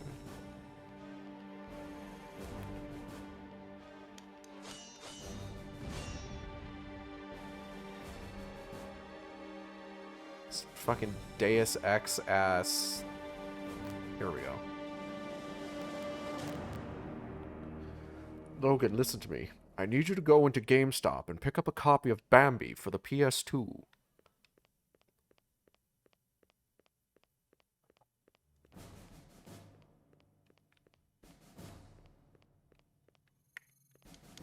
Logan, did you know that I voiced Bambi's father in Bambi 2? It's my breakout role. Never before has there been a more important role for me. Patrick Stewart. What's a Star Trek? Oh my god, that walk cycle.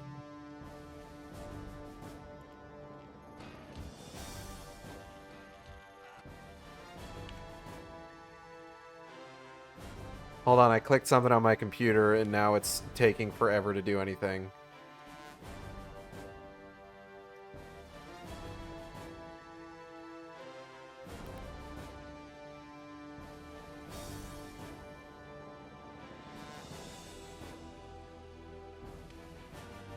My computer's having a rough one today, clearly.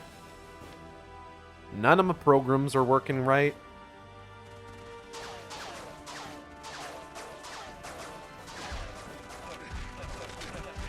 I don't even care. Like, why would I bother with them? This means nothing to me. Where is this? Here we go.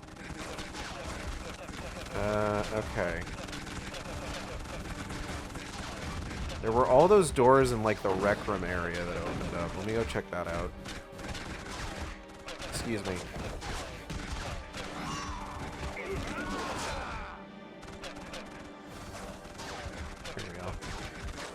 Health pickup. Oh god. Oh shit. There's nothing in here. This camera is really good. It's a really good camera. Why are the health pickups purple anyway? I don't know. I got rage energy.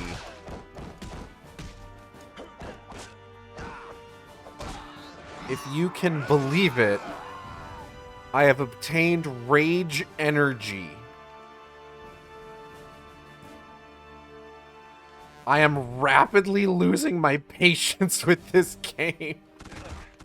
I don't know if that's clear. And how I am discussing the events unfolding before us. This door is still fucking locked.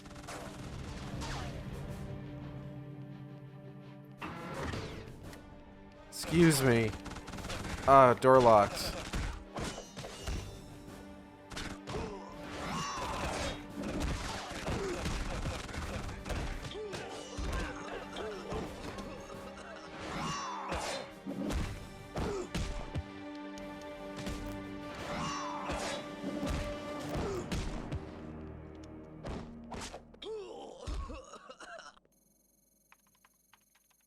Hello, friend Opal. Welcome to the Shark Stream.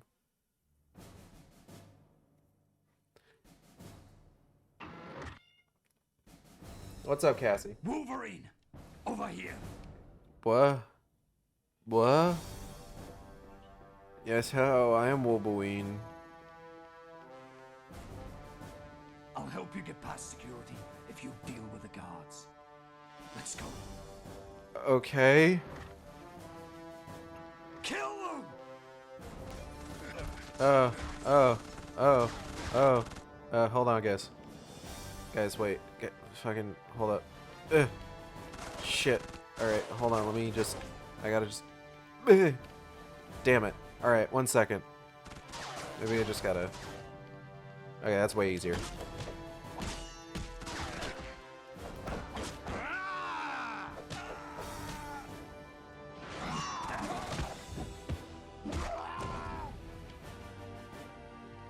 Yes, hello, friend Opal. I am being worn down by the video game.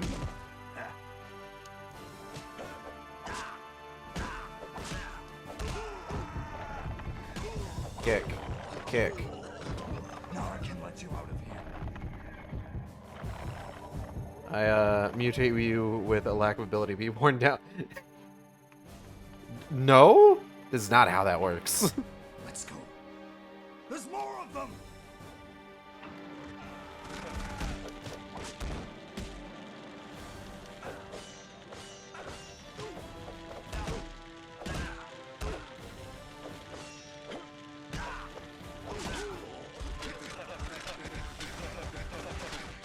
I guess I just gotta kill all these guys, huh?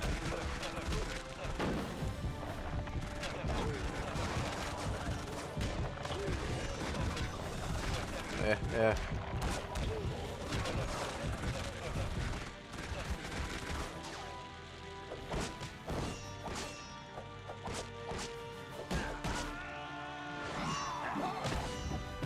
Yeah, that's fine.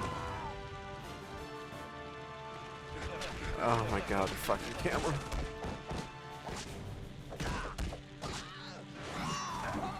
Oh boy, more time to play X2 Wolverine's Revenge.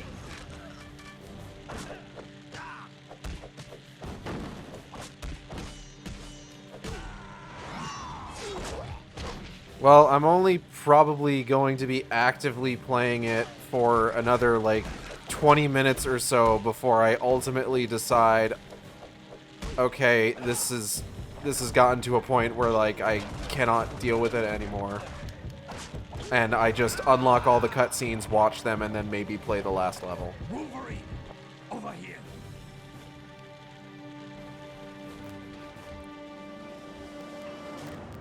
This is actually making me a little sick. Oh my god. Why are there so many?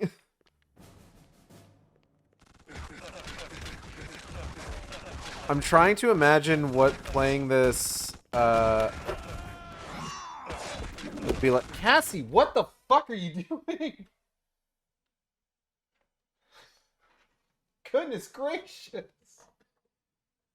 Stop knocking shit over. Do I have to put you in the crate?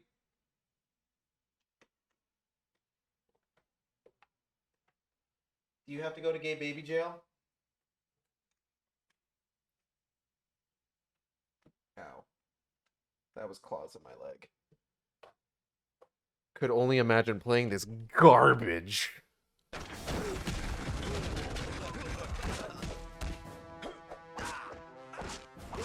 You know, I'm not pretending like the games that are like actually based on X-Men movies are particularly good or anything, except for like X-Men Origins Wolverine. But like I said, like even X-Men the official game is better than this. This is abysmal. I have oftentimes thought about the possibility of getting a VTuber model that like properly tracks my face, and I worry about that sometimes because like what if I'm like playing some just absolute dreck like this and it's like wearing me out, and like I end up just kind of sitting here just like staring at it with my mouth agape as I'm practically catching flies, because it's just all of my will to go on has just been completely sapped from my being.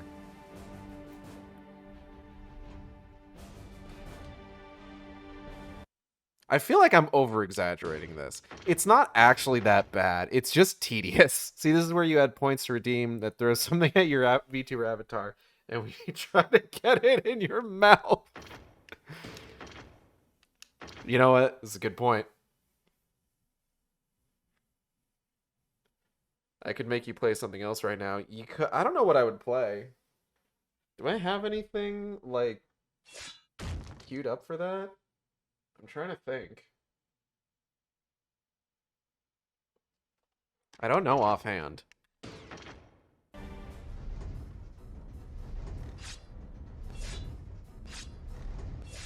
Keep the scientists alive. That sounds abysmal. Absolutely fucking not. Absolutely will I not do that. We're gonna skip this level.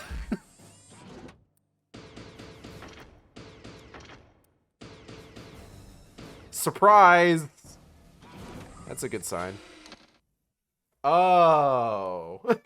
Surprise. You know what this mid-odds action game means? Defend the NPC. Stuff stinks. They get like poisoned or something? Uh-oh. Birthday boy, I brought you a present. Is he gonna hit me with that? He hit me with that. Sabor tooth? Sorry I didn't get time to gift wrap it. Oh my god, it's Liev Schreiber. Ain't you a little early this year? Figured I surprise you before the Shiva virus Meow. does its work. Meow. Bad move. I don't like surprises.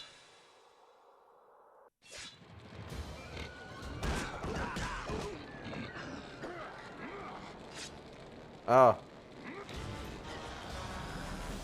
Is that all you got?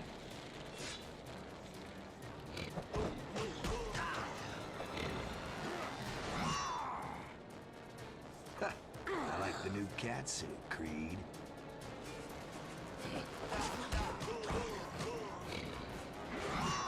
Car. Come out and fight, shorty. Oh no, that's not a good Sabretooth. All of his body hair ran away from his body and onto his face. Stars yet, Galileo. What? What kind of insult was that? Come on, Victor. You can do better than that.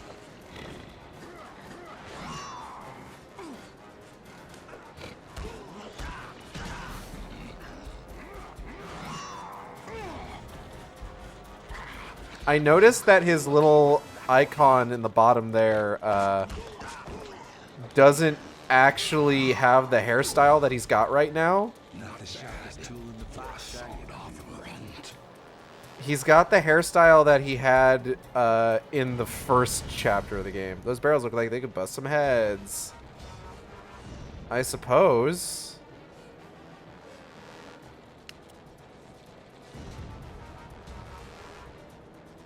I don't think Victor can do better than that. It has a much better hairstyle. It does.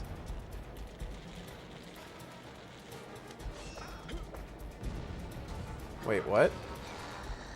Oh. You don't look like you're hurting enough. Wait, is this a tennis match?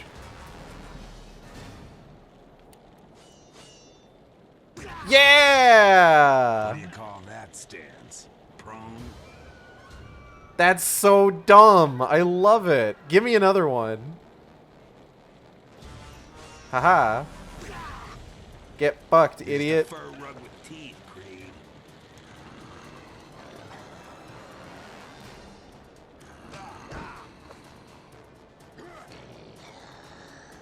Oof. I'm gonna floss my teeth with your guts, Lent. Gross. Teehee. The only thing that's really working here is making the sideburn jowls look like fangs. Ganondorf. Ganondorf. Hee. Been going to the gym, huh?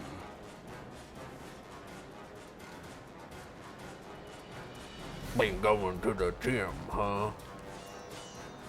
No, I've been going to the James. You're asking for it. Oh, I'm on fire. You got any more relatives I can gut? Watch for your chance to strike.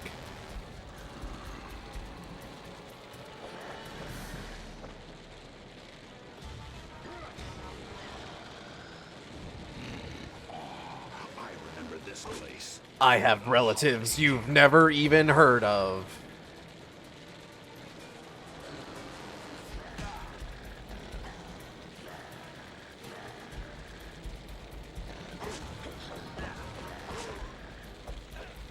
Damn it.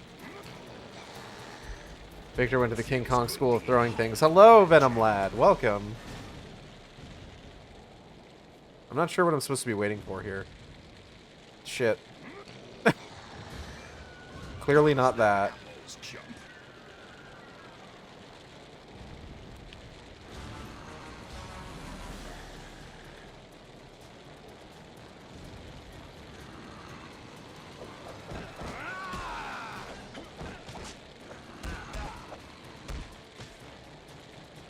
Fuck. Always were the stubborn one, weren't you, Logan?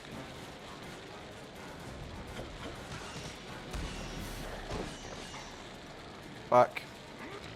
This game sure does love esoteric ways of actually killing the boss. How many times have you actually reduced his HP? Twice now. In fact.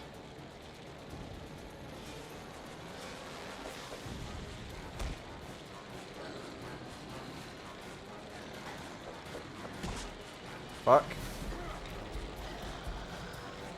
Always were the stubborn one, weren't you, Logan?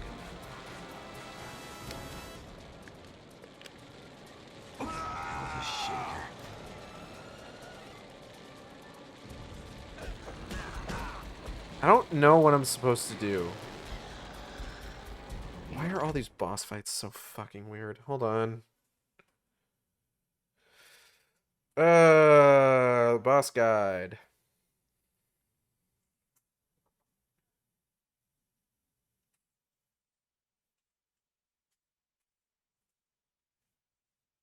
Might have to do this a couple times. Pat back out and start throwing barrels at you. You can either dodge the barrels and counterattack or punch the barrels back at him, or Sabretooth held low and still jumping around him. When he's in the air, a green X will mark where he'll land. You have to maneuver yourself onto the green X and quickly execute a strike move. Shut the fuck up! Ah. There's no way that's what you do. That's so stupid.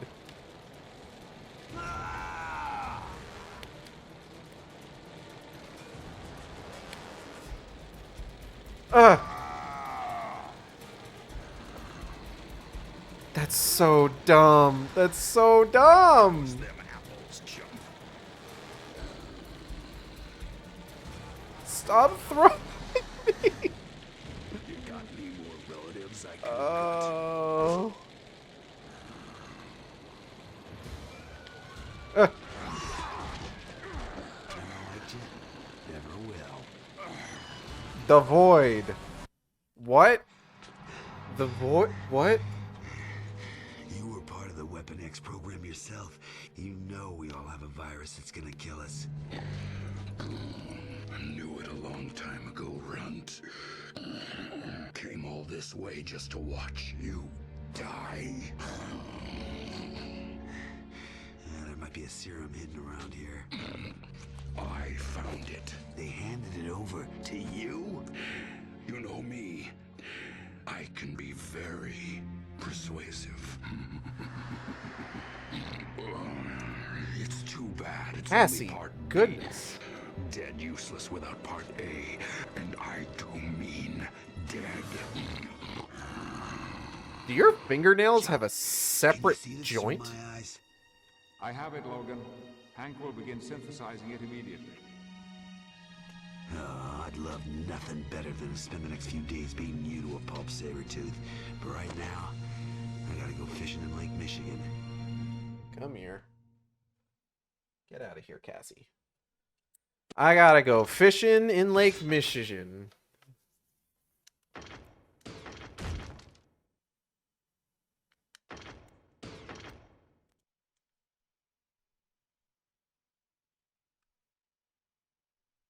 Are we gonna fox die? That's the eventually, if we don't do something about it. The Void, maximum security mutant detention center.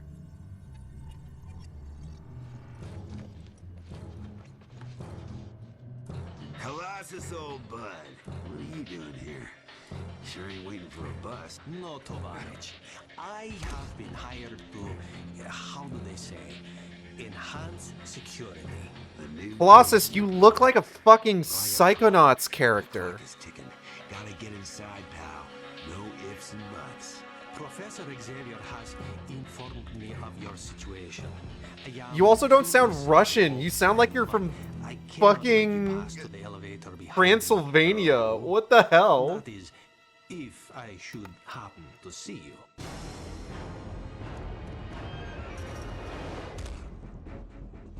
Good luck, old friend. You don't want to draw attention to This is yourself here, Psychonauts. Logan. I don't want to draw attention to myself, huh? Hey.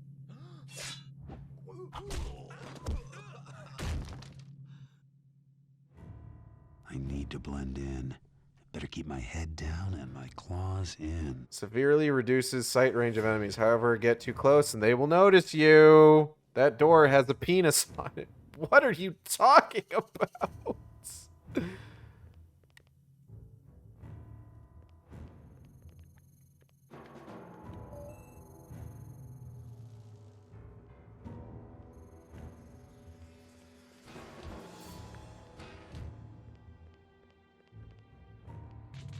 Ah, shit. Okay.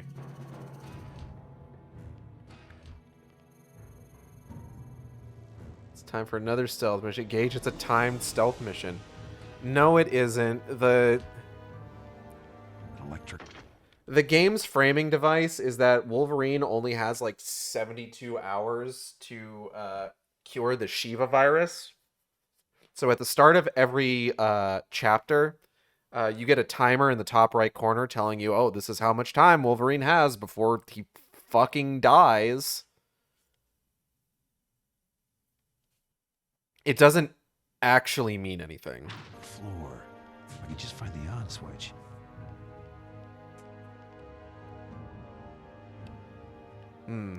Big ominous vault doors. Door locked.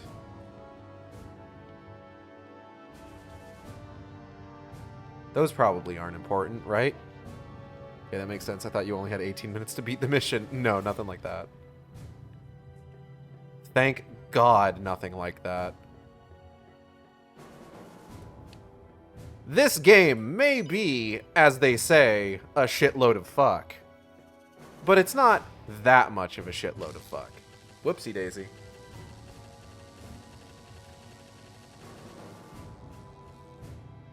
Now, one of these chumps has to have a security pass.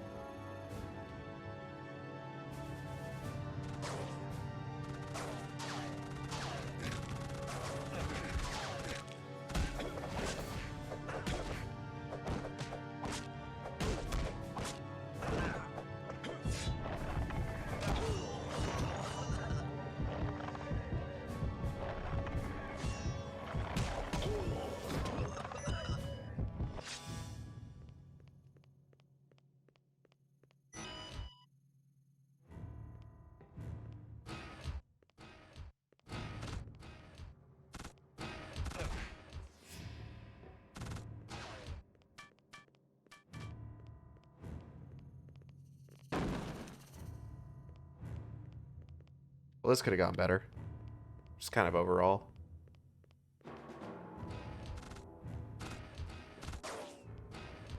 Ooh, the kitchen. There he is. What the hell? Escape mutant in the kitchen area.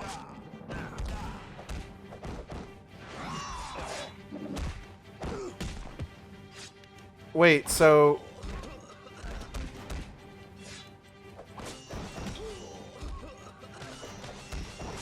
So it doesn't fucking matter? It's just, hey, you're gonna get fucking inundated with dudes, and you'll almost certainly die? Is that all it is? That's weird. Whatever. Heat sensor. Ugh. Find a way to cool down. This game is exhausting. Gotta find a way to cool down. Cassie, for God's sake! Okay, you're going back in the crate. You can't behave yourself. You're hopping all over shit. You have to go back in the crate. I'm sorry.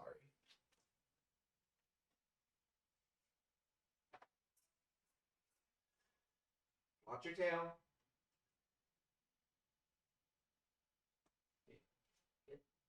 Get that in there. Get that in there. She keeps trying to hop up on my computer monitors, and my computer monitors are not designed for cats to jump up on top of. Also, I never thought about this, but what exactly is Sabretooth's mutant power? Just sharp nails and animal strength? Sabretooth is basically more or less exactly the same as Logan, where it's the nails, it's the strength, it's the accelerated healing factor, and that's basically it. Alright, I've been seeing like a bunch of like fire hydrant stations. Maybe if I blast myself with a fucking...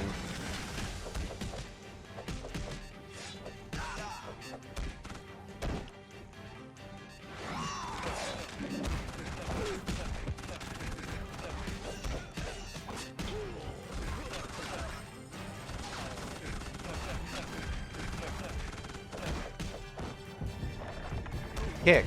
Kick. I blast myself with a fucking fire hydrant, it'll work.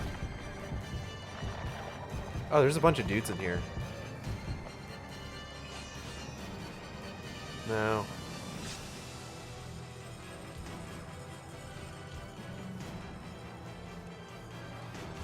So how do I cool myself down? Oh, wait! Ooh, body temperature lowering. Oh my god, I can't believe this is a fucking mechanic. Was there ever a story where Sabretooth got adamantium injected into his butt? Maybe. Body temperature increasing.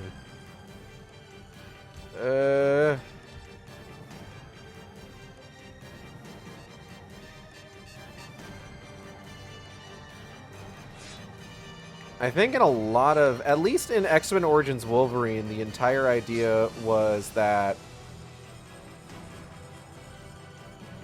part of, oh god. Part of the whole thing with the Weapon X program was that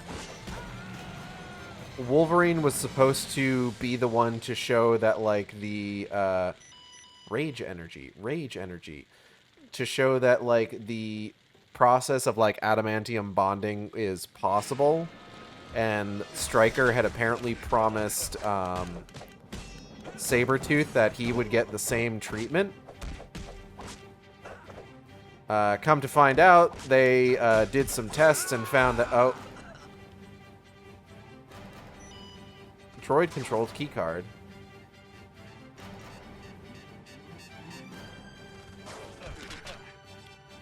I'm just gonna go. You guys have fun. Oh god, I gotta lower my fucking body temperature again.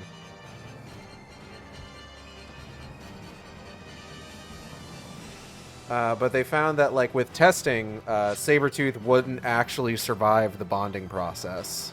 And he was just like, no, I want adamantium. And Stryker was just like, no, fuck off.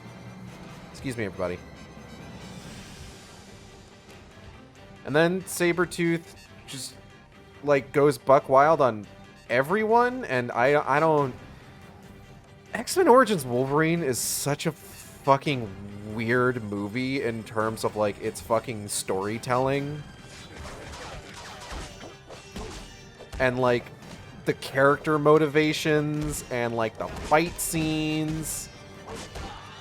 Like, why does Remy LeBeau do anything that he does in that movie?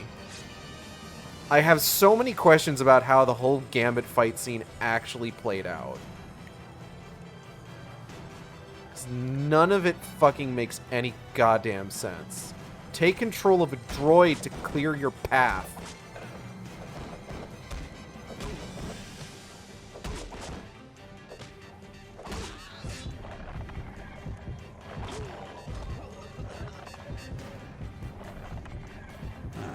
They've left me a Droid now to play. controllable. Ready?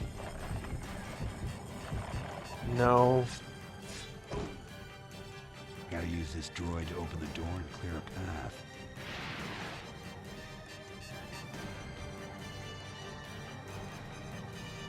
Because they need to milk Gambit being in the movie, duh. I know.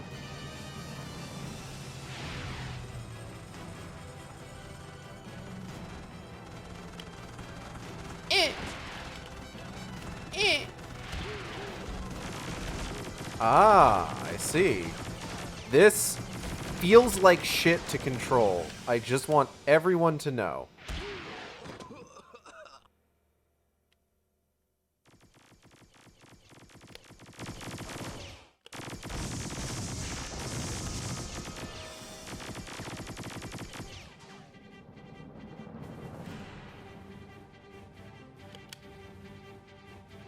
Like, if it looks like it feels like shit to control, that's because it does.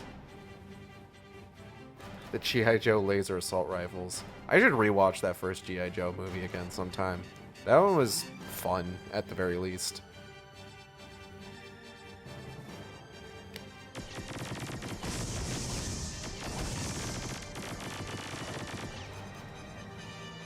Oh god, this feels awful.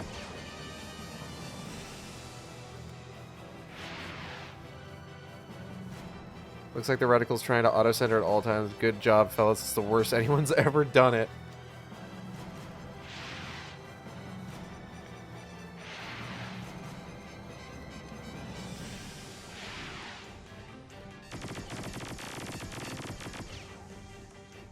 It's just, I'm playing this, and all I can think is, guys,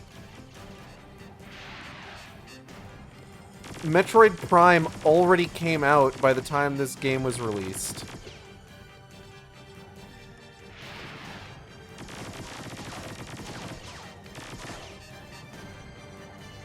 We knew how to do first-person shooting controls on the GameCube. Hell, fucking Halo came out by the time this game was released. Why is it like this? Fuck this guy in particular. Whoa. Okay. Guess I just need to follow? Oh. What is this horn?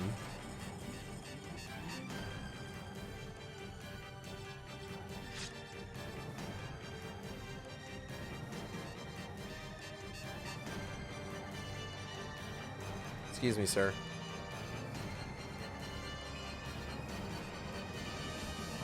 Excuse me, guys.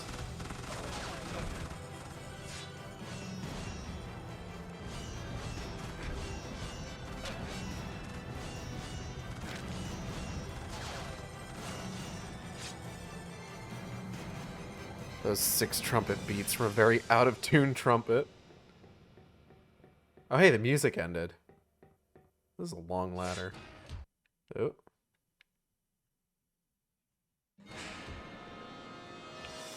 What? Oh, nothing. I understand now.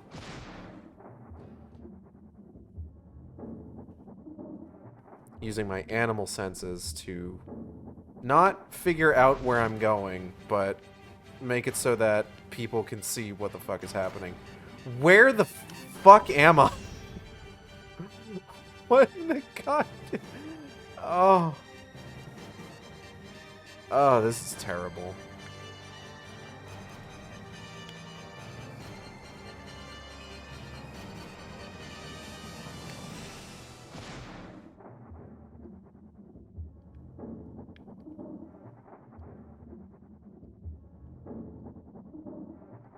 Approaching toxic waste storage area.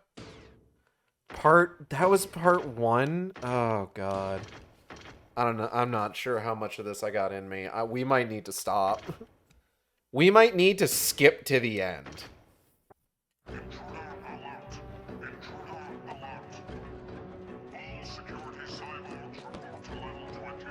Security cyborgs, you say? Gauge is 136. Yeah, I know. Easy, guys. You don't know what we're dealing with here.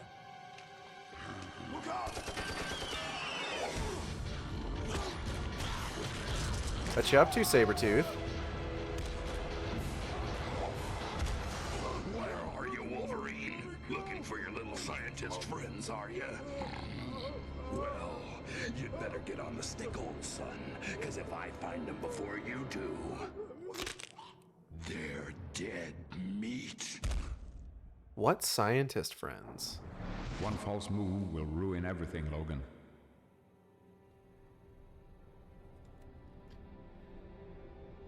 Okay.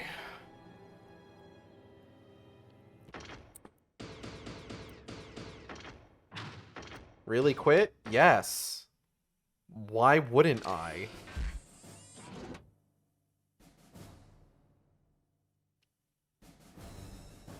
B X B Y Y Y R R Z. Okay. Gallery. Play movies.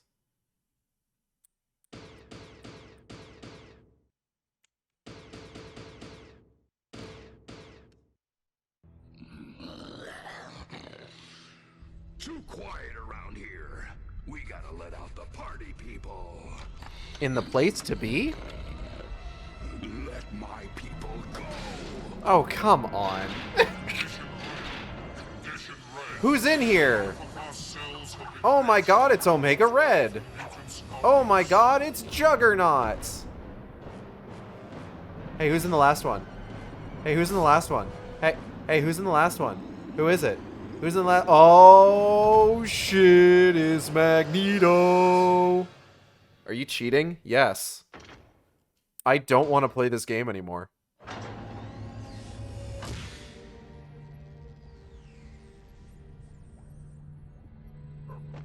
Hines and Cornelius. You know who I am? Your Weapon X. We know why you're here. We always had doubts about the ethical implications of Department H's work. Doubts? You're all hard. Please. I would say Omega Red is a big enough deal that he Serum should formula for you. that he would be here as like a name drop. Are you there? I got the formula. Something's wrong. Xavier ain't getting through. A psionic link? It won't work here. The void is shielded. You'll have to wait till you get outside. Wait, then how was I able to hear him while I was in? Oh. Anyways, you fight Juggernaut. We're not gonna fight Juggernaut, because fuck that.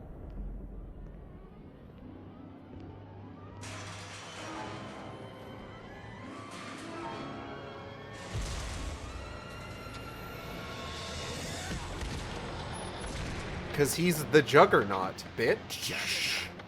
Cyborg or not, that was just plain rude. Who died and made you miss manners?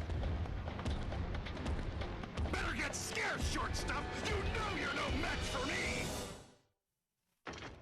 That's really good Juggernaut voice. Anyways, you kick Juggernaut's ass. I think maybe I take care of scrap metal now. The loudspeaker said other Alpha class mutants got loose. Who are we talking about here? Magneto and Omega Red. They are gone.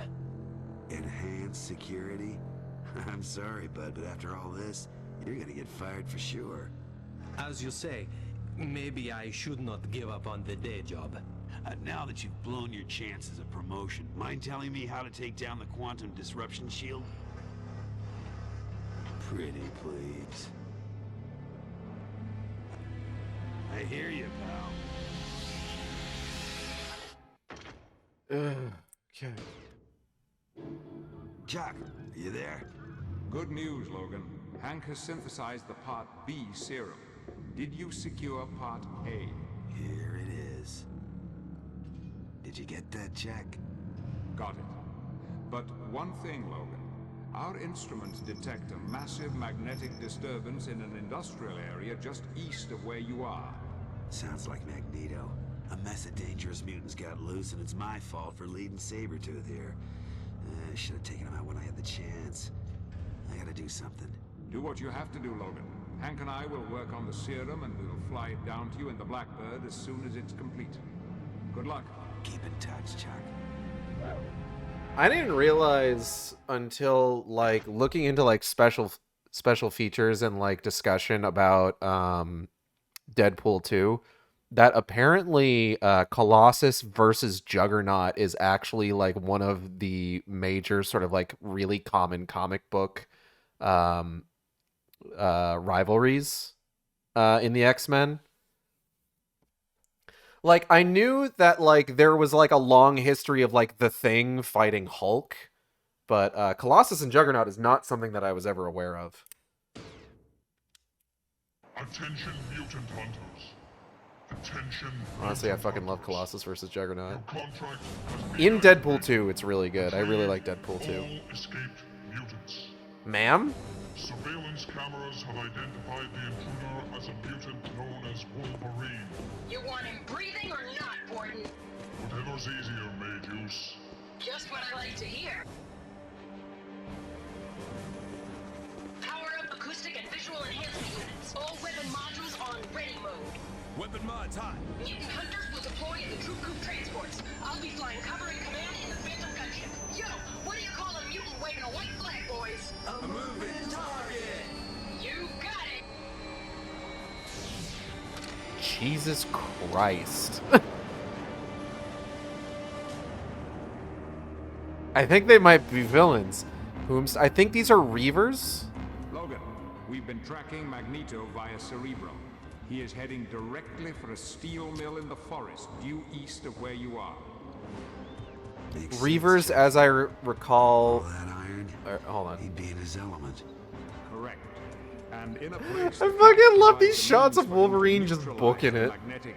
If only they could be seen on stream. His powers in check. So, if I don't get to him before he gets that collar off, he's gonna be chucking scrap iron at me by the metric ton?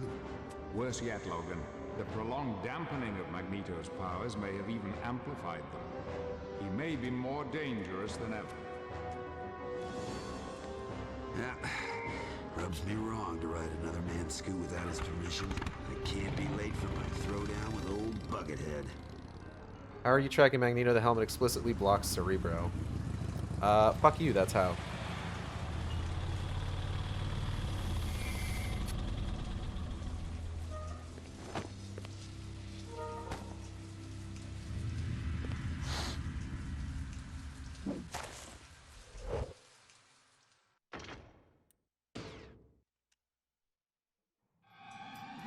Then we track down Magneto. Give up, Logan. This is senseless. You, of all my foes, I respect the most. For you have integrity. And you have honor. I ain't forgetting that you ripped the adamantium out of me once. Nothing respectful about that. And now we duel again. Even with my powers tempered by this cursed device, I am far more powerful than you. I didn't come this far to take a rain check, Magneto. I came to rumble. Genuinely think that Wolverine versus Magneto is the funniest fucking rivalry because it's clearly popular protagonist versus main villain. Magneto literally can manipulate your bones. You suck the adamantium out of me without... Oh, God. So that's actually kind of an interesting thing to talk about. So, okay. When we got Wolverine in the X-Men movies, they cranked up the effectiveness of his healing factor, at the very least, like, compared to when Wolverine's like initial run in the comics. Because originally Wolverine still had like the accelerated healing factor. But it was slow. Like he could still be pretty reasonably put out of commission. But could still like heal from what would otherwise be like life-threatening injuries. And what ended up being the explanation here is that his healing factor was supposed to be faster, but the process of adamantium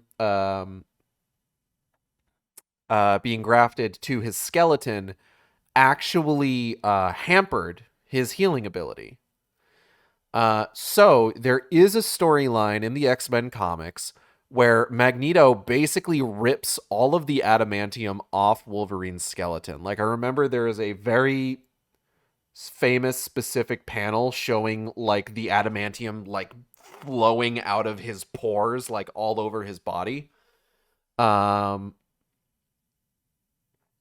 what this ends up doing is it ends up kicking his healing factor into overdrive. So the version of Wolverine's healing factor after that point in the comics is what we get in the first movie.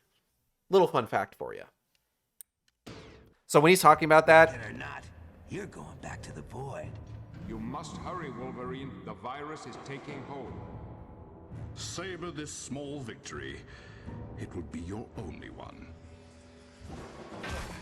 Clonk. Logan, there is too much magnetic interference where you are for Rogue to home in on you with the Blackbird's instruments. Any ideas, Chuck? Make your way back to the city, to the top of the Xenon building. There's a navigation beacon we can home in on.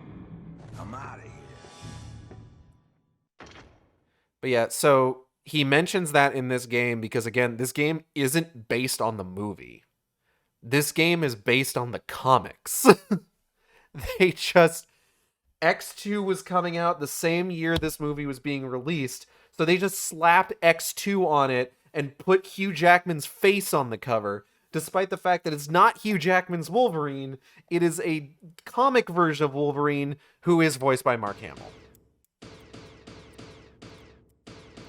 Don't mind that.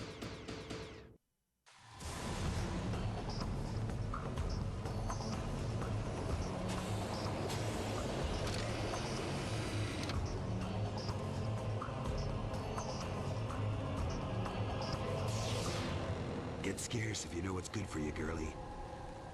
You looking for a ride to the Xenon building? How'd you know that? Maybe you are a good guy after all.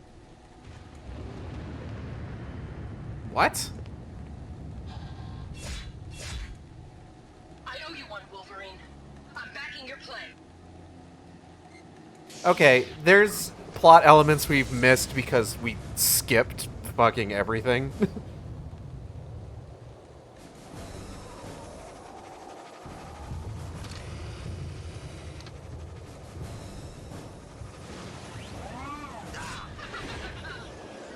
But also, whoopsie, we were betrayed. Oh no.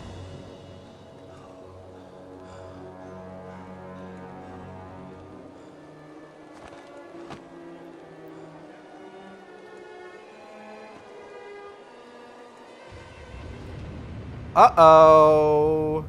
Lady Deathstrike. It's your girl.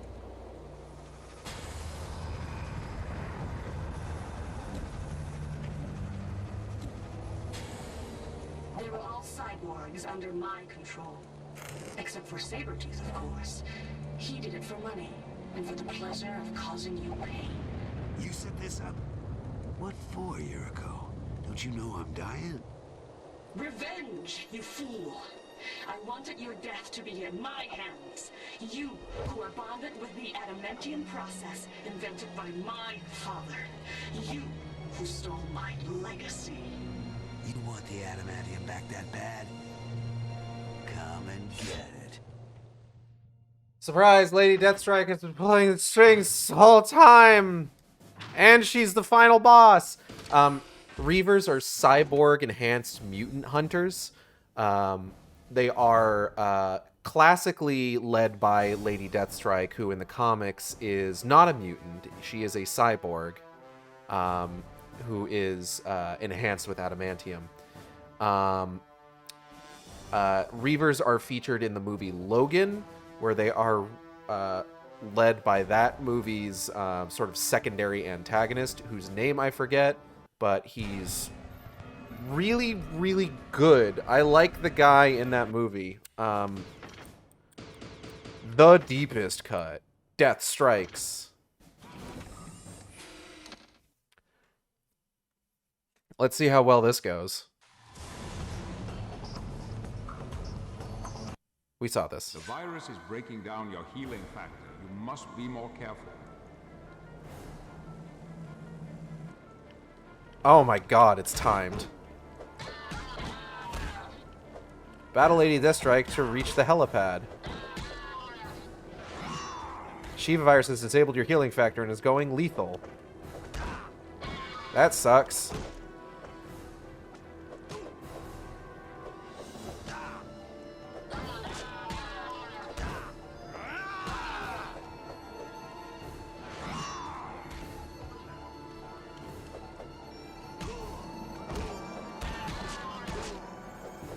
I could imagine this fight being really obnoxious if I wasn't invulnerable. But it might still be obnoxious, who knows? My adamantium staying where it belongs, lady. We gotta get to the helipad. Hold on, Logan. The Blackbird will be with you soon. Oh, hold on, what's this? Oh, Mr. Sinister? Why is Mr. Sin? Why am I finding a character profile for Mr. Sinister? Oh boy.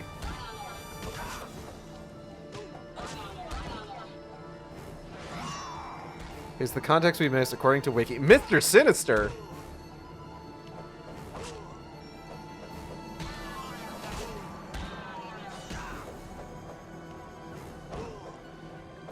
By the way, the backstory is that one of the scientists that worked with Wolverine, who was Wolverine, you have met your match. Particularly skilled with the bonding of adamantium and that whole process, was Yuriko Oyama's father. Yuriko Oyama being Deathstrike's name. You're more metal than flesh, Yuriko. Huh. Okay, hold on. Let me. You have fought with honor, concealed, and live.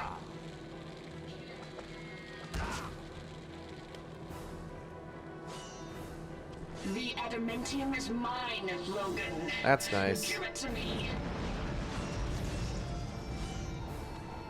Okay. Soon you will pray for death. Ow!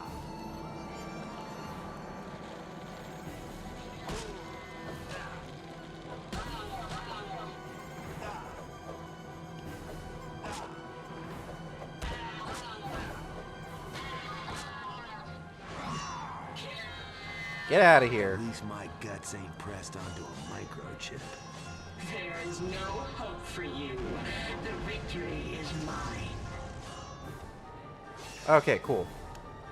Hold on, Logan. The Blackbird will be with you soon. So apparently Magneto took control of the mutant hunters and Wolverine beats Magneto before he can kill May, so May's like, sweet, thanks, and the cutscene happens. Okay, that's cool.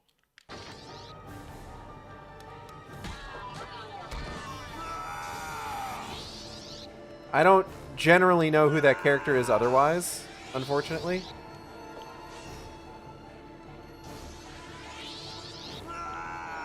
Blah. What am I supposed to be doing here? Apocalypse?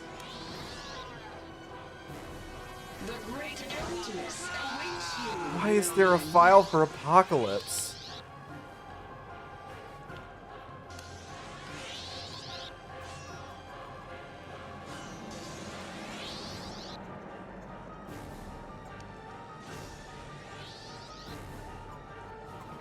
Okay, hold on.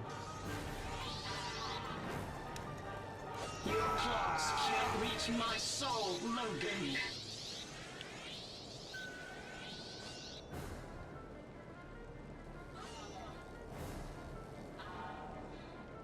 I did it! Lady Deathstrike! Yay! How do I get out of here? Door's locked.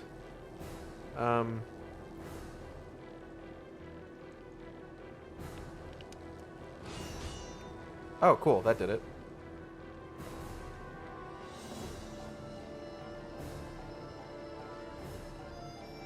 The pain is nothing next to the shame of defeat. Okay, that was pretty cool. That's a pretty good shot. I'm gonna give him that one.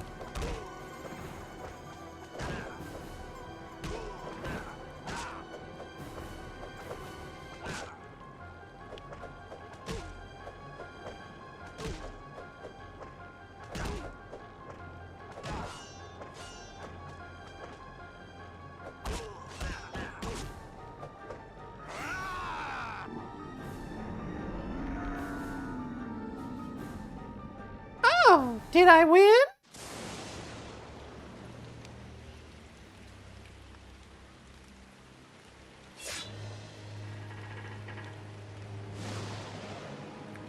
My death is not the death you will know, Logan. I have forsaken my humanity for revenge, and I will see no end of pain. Only an eternity of cold replacement parts and the smell of hot solder. Yeah, we've all seen Ghost in the Shell, and we know how this works.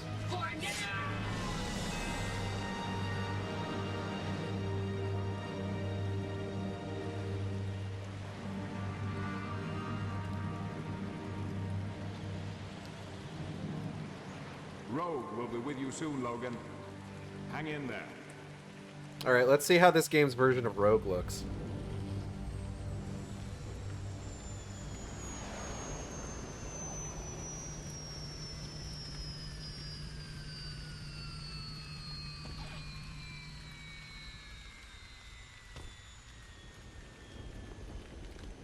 Sugar? You look like something the cat dragged in. That could look better. Serum that Hank mixed up for you. I like the outfit. But like pretty much every face in this game doesn't look You great. didn't bring me anything frosty to wash it down with, did you, darling? I'm the pilot, not the cabin attendant, big boy. You ready to go home? Can't ever go home again, darling. Just take me where I can put my feet up on the table and nobody cares. X. Get it? Because X-Men. Camera has to zoom in on her ass. Of course. Oh, hi, Deathstrike. Reasons? Hell, maybe we all have our reasons. Ain't none bigger than revenge. Deathstrike became its slave.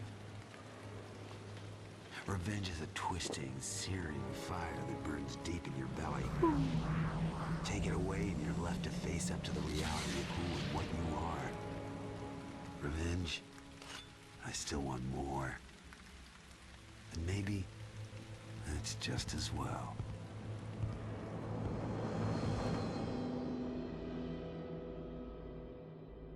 Oh, that's why. That's why we got a file for Mr. Sinister. Sure, this is the one you want. He seems rather uncontrollable. Yes, he is the one I need. A pure survivor. Truly one of the strong. Begin making preparations for my newest horseman.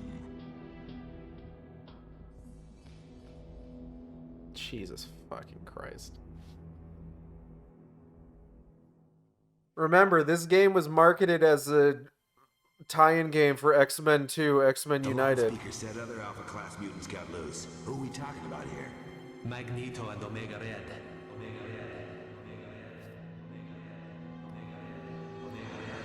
Uh-oh. We forgot something. We never caught Omega Red. Who is the rat man on the left? That is the border boffin. We sure did forget something, didn't we?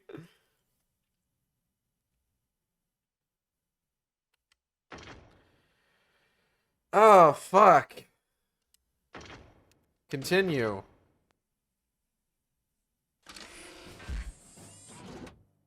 All right.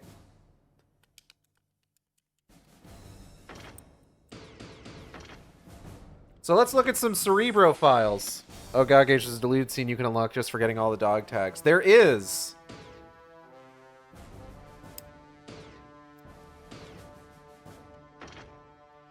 Let's take a look, shall we?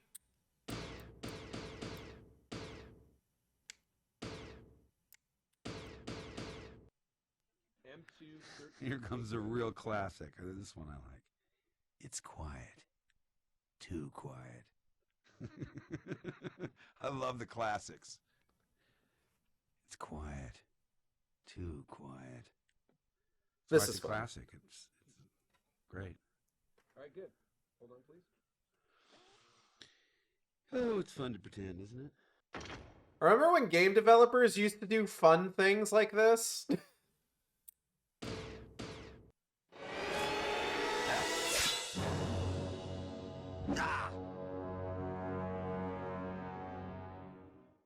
I say remember when they used to, but I'm also remembering the ending of the Callisto Protocol DLC, which was actually pretty good.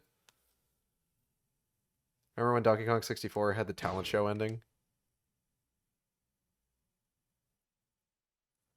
Oh, they have a whole joke cutscene for this guy. Good.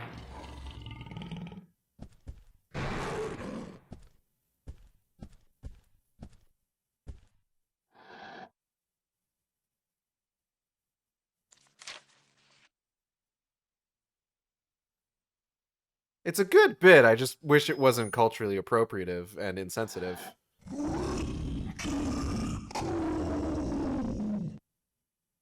Like, I like him checking his script to make sure he's got the line right.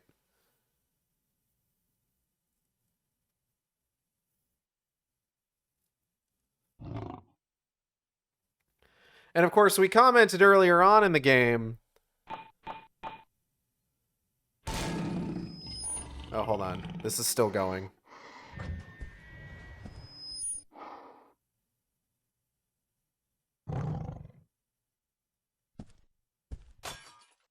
Oh, there's an ad break. I don't want to show the last thing while there's an ad break up, so let's go check out Cerebro real quick.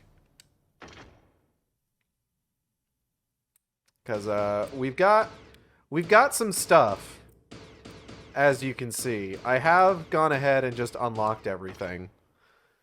Very little is known of Logan, the man we refer So we're just going to run through these. Department H and the Weapon X facility did their best to eliminate Wolverine's past and all other vestiges of his humanity in an attempt to make him a more efficient killer. On the exterior, he is a living weapon, imbued with a healing factor that compensates for nearly any injury, and a skeleton and claws that are all but indestructible. At his core, however, he is much, much more.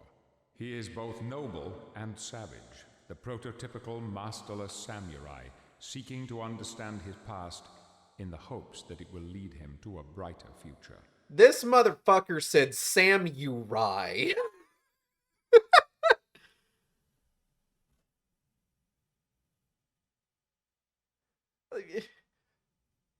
Yo, Sir Patty Stew, I got a question. Did you think that's how that was pronounced? Or did they, or was that a decision on the part of the voice direction?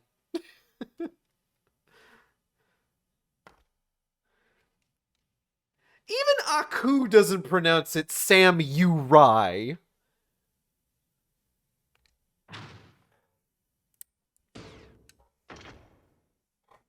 Sabretooth was once in the very same covert operations unit that created Wolverine. Unlike Wolverine, Sabretooth has given up any pretense of humanity and exists only for the kill.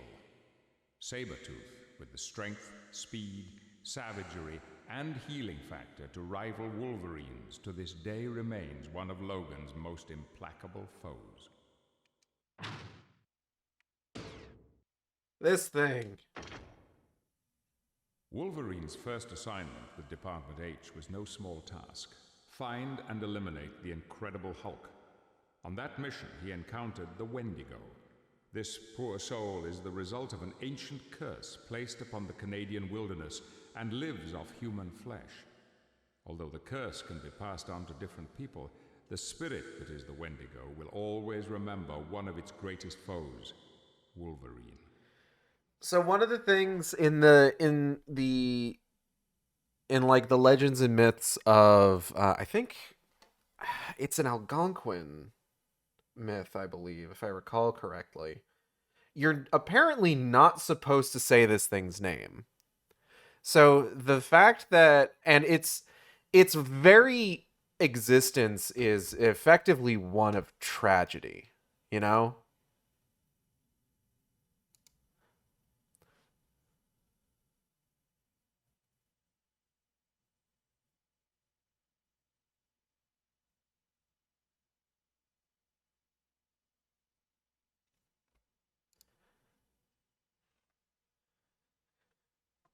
Because, like, the entire thing, from what I understand, Gage, you went quiet. Yeah, I was reading Discord. That's my bad. From what I understand, the entire thing has to do with the consumption of human flesh in a desperate circumstance. So the existence of this thing is essentially a tragic one. Now, what sucks is that media keeps putting this particular spirit in it as a scary forest monster, which isn't a great look. It's insensitive and it's culturally appropriative. And unfortunately, it's a major part of Wolverine's backstory in the comics, so they keep fucking bringing it up. Like, we're going to be getting into X-Men Origins Wolverine after the next game that we're going to play, and they managed to work it into that. Here's the Professor. Not Professor X, Charged with the the creation Professor. of a mutant-powered covert operations unit, the Professor assembled some of Canada's greatest mutants for the task, whether they wanted to join or not. With cold calculation, augmentations were mandated for some of the group's members. First among these orders was the grafting of adamantium to the bones of the mutant codenamed Weapon X. Today, Weapon X goes by another name, Wolverine. When was the last thing this was relevant? Or the last time this was relevant? Let's take a look. What other media have you been in?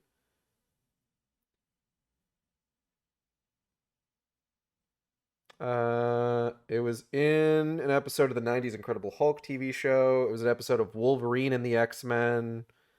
Avenger has a non-speaking cameo in Avengers Earth's Mightiest Heroes. That's a bot. Let's go ahead and get rid of that.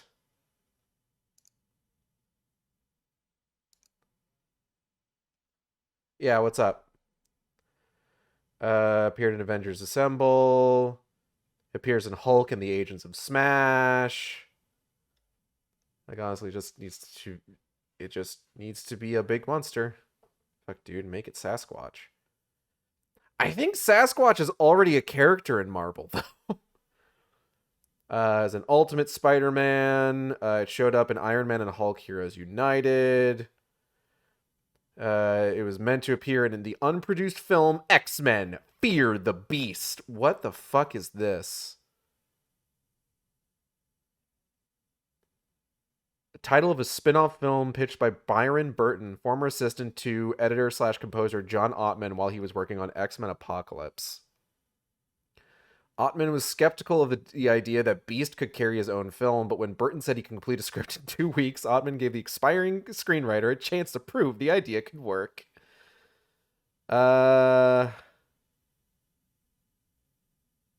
Oh my god.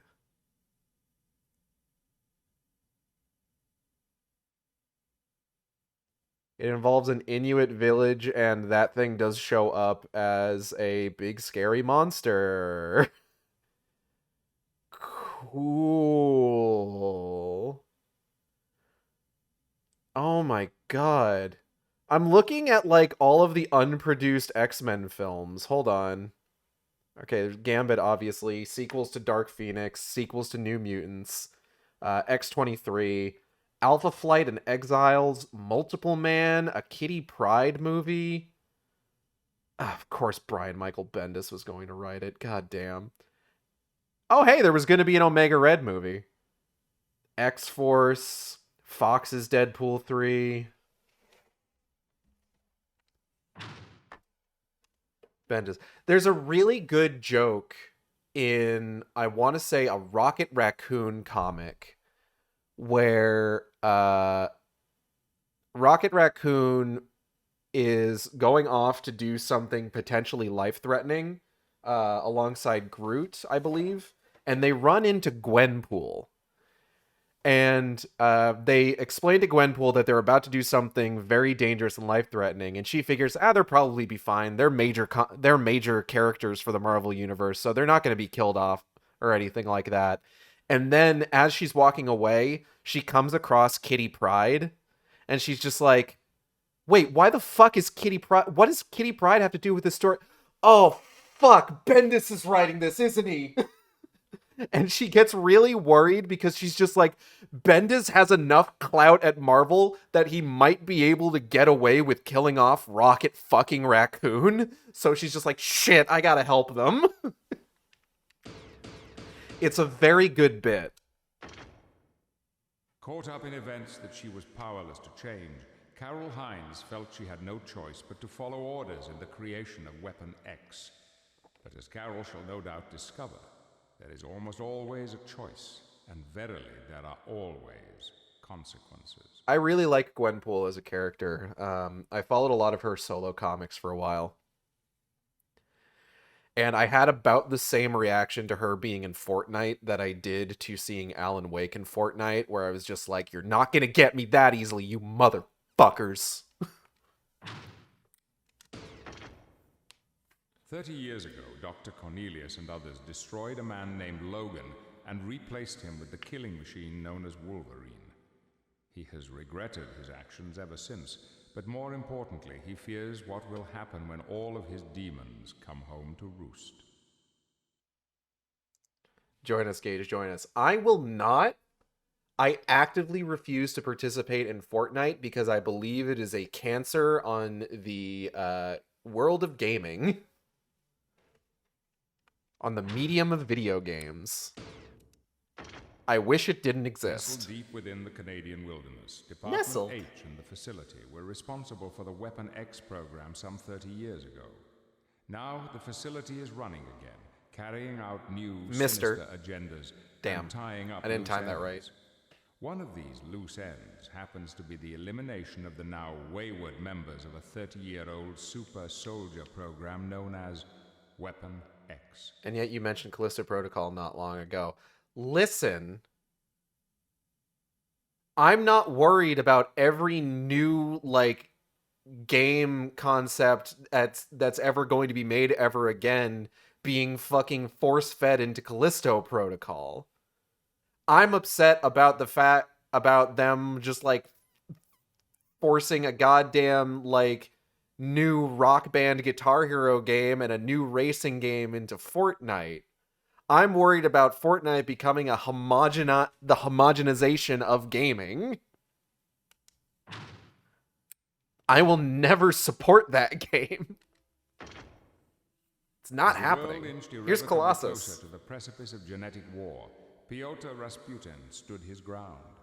The powerhouse of the X-Men, he used his mutant powers to protect those who had come to hate and fear his kind. But the cold organic steel into which the Russian-born Colossus could transform masked an artistic heart, a heart of such courage and strength that he sacrificed his life to cure the lethal legacy virus. How the fuck is he here then? So Colossus in the movies has like 3 lines over the course. So okay, I should clarify. Mainline X-Men Colossus, aka the Colossus that is in X2 X-Men United, X-Men The Last Stand, and later on X-Men Days of Future Past, has a grand total of like 3 lines over the course of that whole series, which is really funny to me. Because then, of course, we have a completely fucking different version of Colossus in the Deadpool movies, who has way more lines than Colossus' original actor ever had, and he's a fully CG character. Juggernaut. When my stepbrother, Cain Marco, discovered the power residing within the gem of Sitorak, he became the unstoppable Juggernaut. Unfortunately, he has since used his almost limitless might to fuel his long-harbored resentment toward me, clashing time and again with myself and the X-Men over the years. Now, Cain is being held in the void, there until he is either rehabilitated or we devise a means to divest him of the mystic energies which make him such a dangerous foe. So, I found out recently, I had this moment where I was trying to remember Juggernaut's name. I was just like, it's Flint Marco, isn't it? No. And I was like, it's definitely something Marco. And I remembered it's Cain Marco. And then I thought to myself, wait a minute, who's Flint Marco? Flint Marco is fucking Sandman. I'm just like, oh shit, are Juggernaut and Sandman related? And I looked it up and no, they're not. Flint Marco is an alias. His real name is something completely fucking different. And I was so upset. Comics always do this fucking shit where like everybody who's got even like a similar last name is somehow related. And like the one time I get excited about it.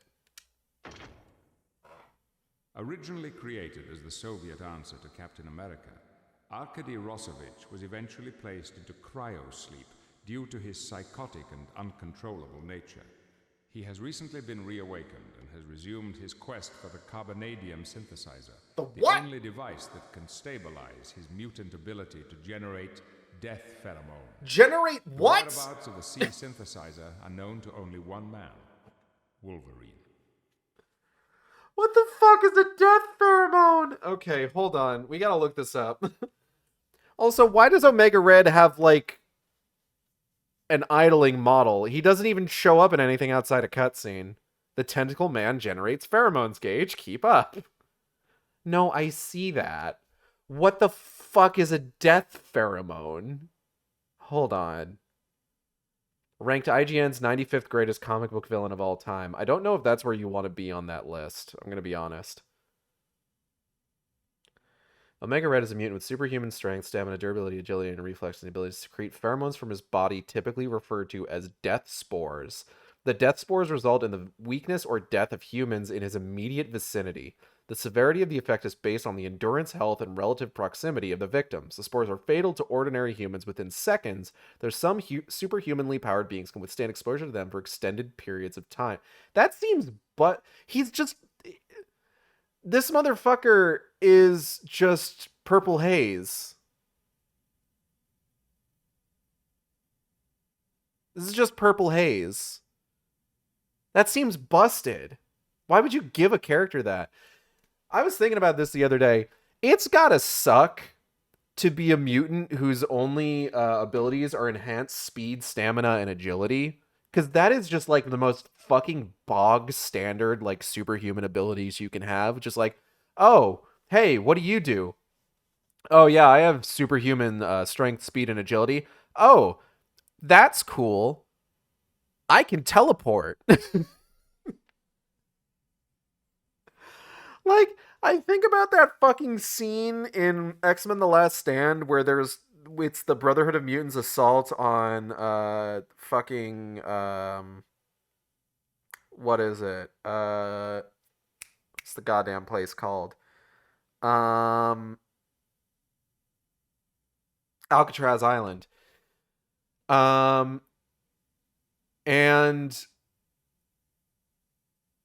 it's just like you see them, they all start running towards, and you see like 6 or 7 dudes just leap really high into the air, and it's just like, really?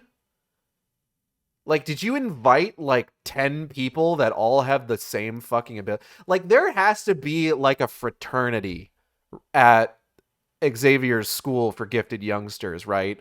Where it's just like, yeah, we're the people that don't have anything that's like visually interesting. We just have superhuman strength, speed, and agility. Could be worse. Could be Quill. I think you mean Kid Omega in X-Men: The Last Stand. Not Kid Omega from the comics, who is a particularly powerful telekinetic and I think telepath as well. No, I mean movie Kid Omega, who just has Quill's powers.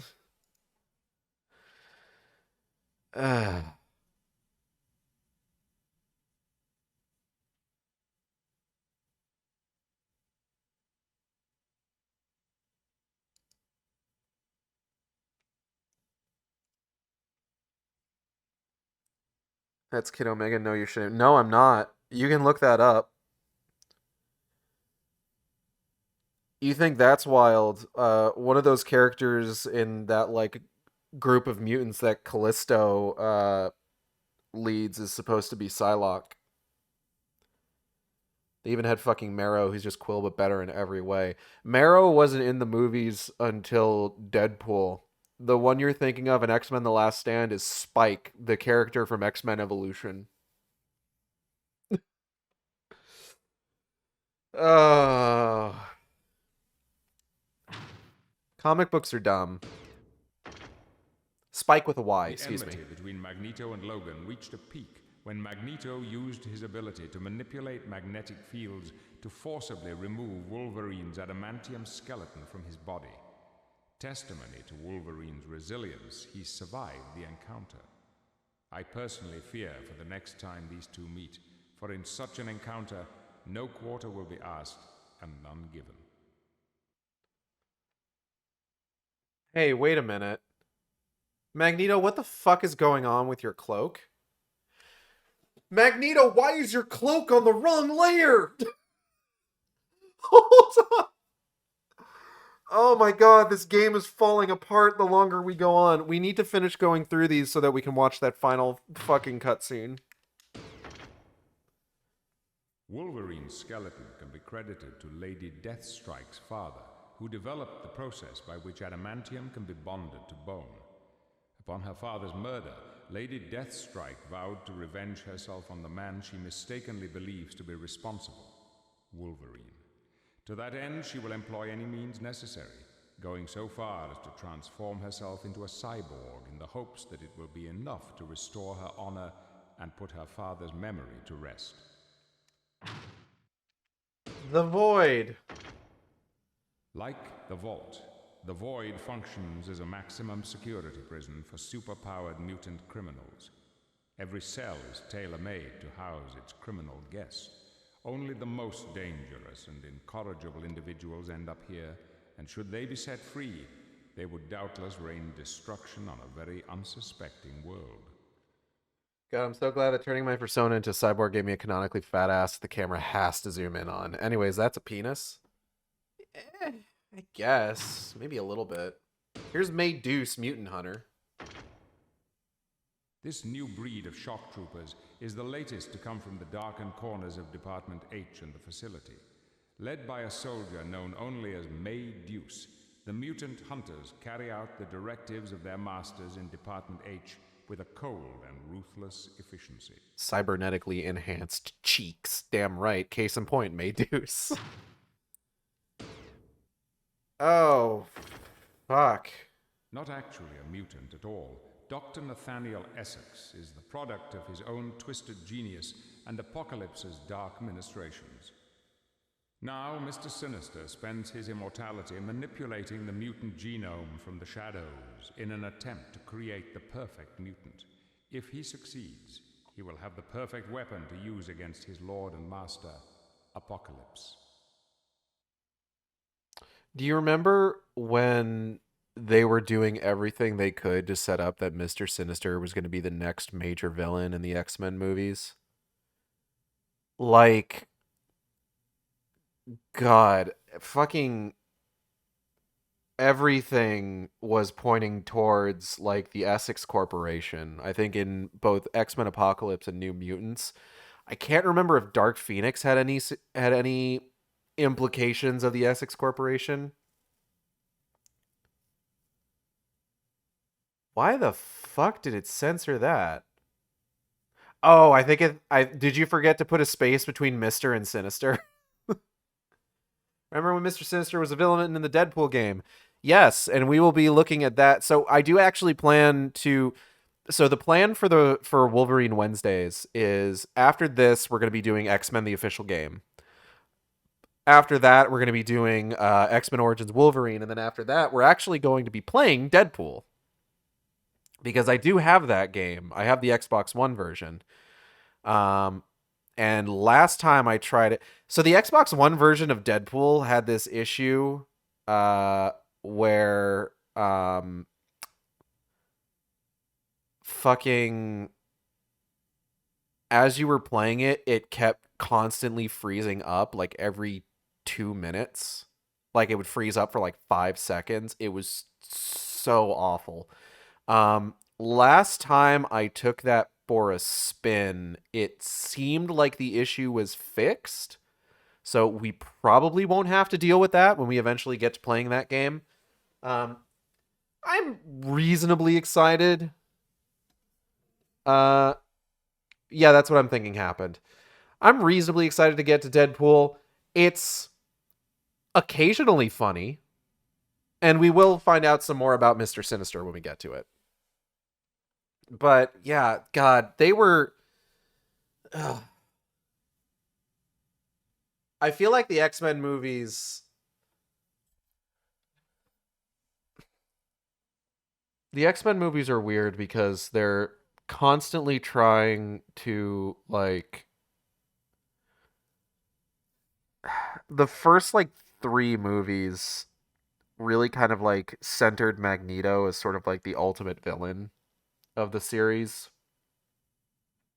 And it's just like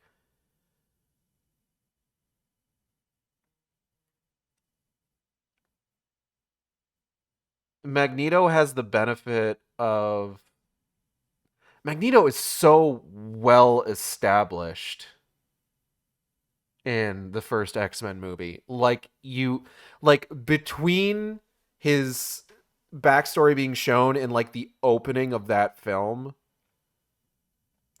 and then basically getting like his mission statement the next time you see him, like it's just like you understand everything that this fucking guy is about. You understand where he came from. You can see the path in your mind of of how he got to where he is today from where he started.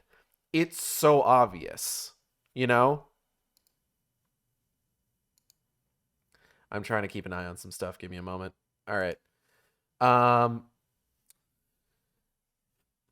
And it's just like every single time they've tried to like establish one of like the other greater scope villains of like the X-Men series.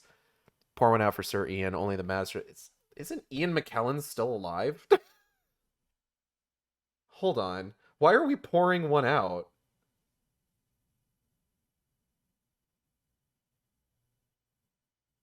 Ian McKellen is still alive, Kale. Because I'm gaslighting you. Understandable. But it's so like every other greater scope X-Men villain hasn't really done like a great job of like, and I think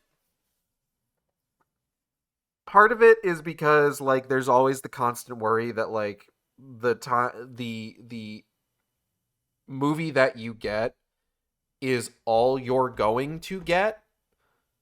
Like,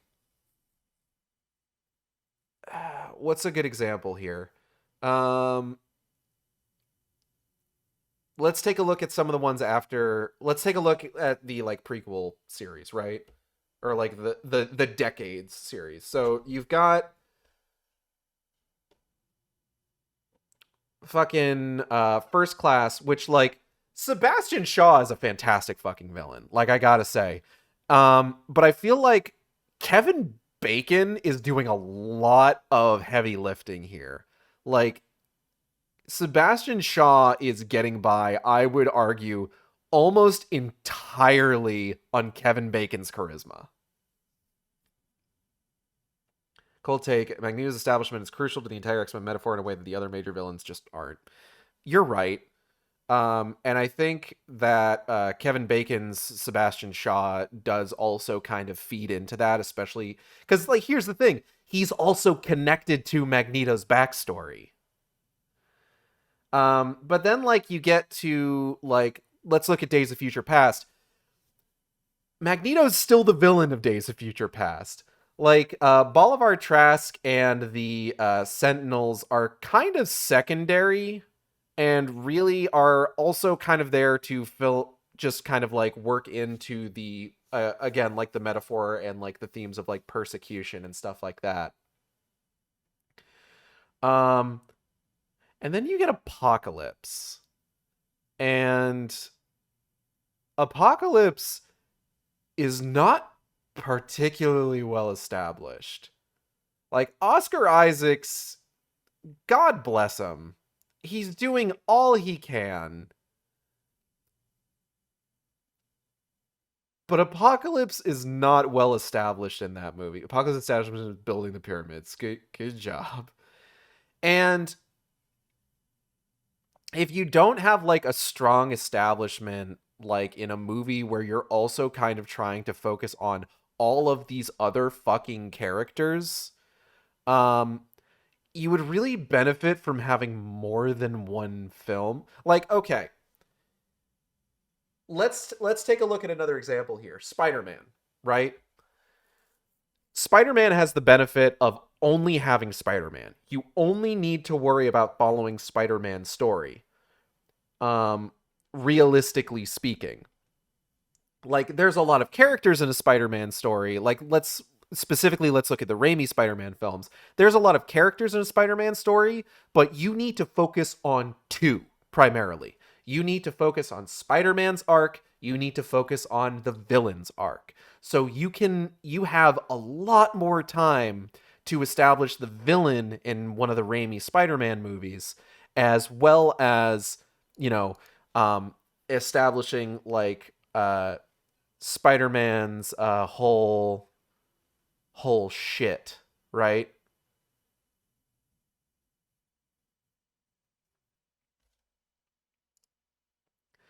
So like that's where you get shit like fucking Norman Osborn in Spider-Man 1. That's where you get Otto Octavius in Spider-Man 2. I would argue that even loaded up on villains as it is, Sandman, Eddie Brock Jr., and Harry Osborn are all better established villains in Spider-Man 3 than Apocalypse is in X-Men Apocalypse. I have no back. It is so quiet. It's making me nervous. Let me see if I can get Firefox opened up again without my computer falling apart. Like, I've been nodding sagely.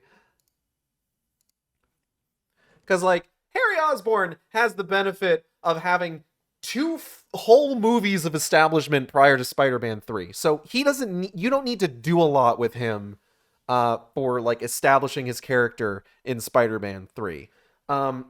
Flint Marko already has like a really, really sort of like sympathetic angle, and holy fucking shit, the creation of Sandman is such a good fucking scene. I can't even like I can't even like stress how fucking fantastic the creation of Sandman is. Like, I honestly argue that Brock doesn't have enough establishment. Eddie really needed to be in the second movie as another reason Peter's life is falling apart. I would argue against that. Well, not necessarily argue against it. I don't disagree that introducing Eddie Brock earlier wouldn't have helped. That's what they did in the 90s cartoon. Eddie Brock is an established character well before the Venom saga. But here's the thing.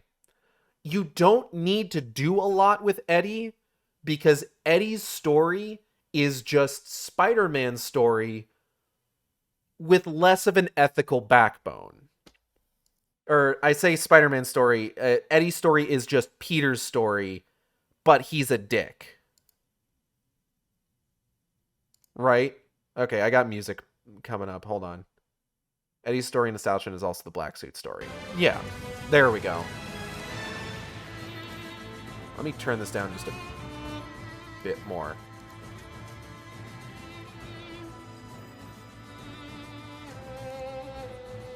But, like, you don't need to do a lot with Eddie.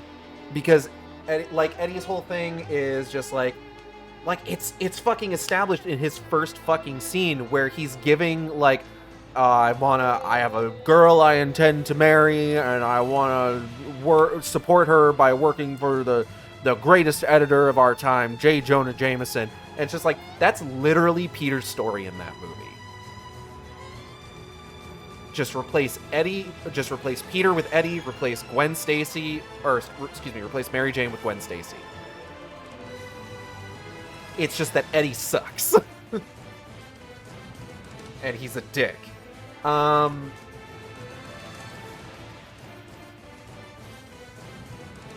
like Apocalypse, it's just like, we don't even get that much time. The most establishment that we have with Apocalypse is a post-credit scene in... I come back and you talking shit about Venom. I'm talking shit about Spider-Man 3 Venom, Lad. Don't worry. The most establishment that we get for Apocalypse prior to X-Men Apocalypse is the post-credit scene in Days of Future Past where he is telekinetically building pyramids.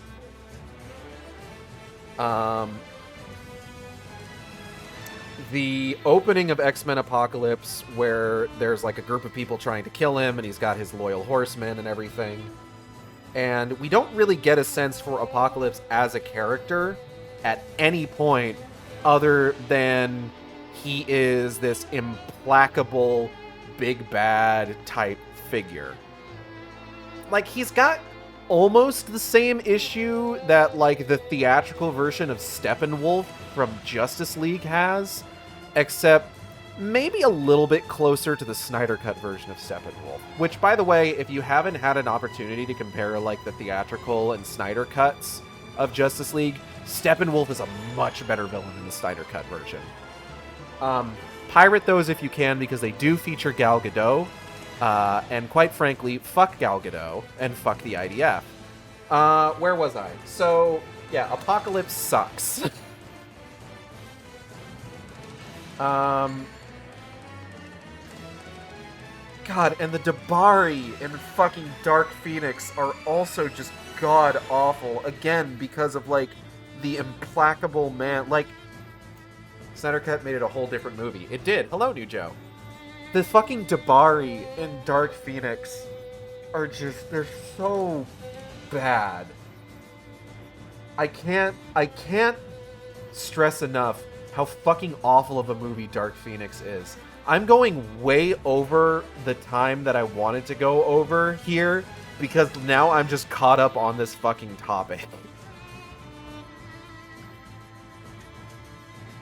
Comic book movies with villains who are too strong are so boring. Where it's just like, it's so like, they just shrug off all attacks and they're just smug and implacable in every fucking encounter. It's so boring. It's so fucking boring. And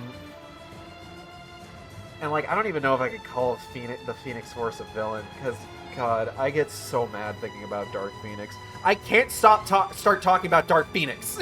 Okay. The point is that they were doing all they could to like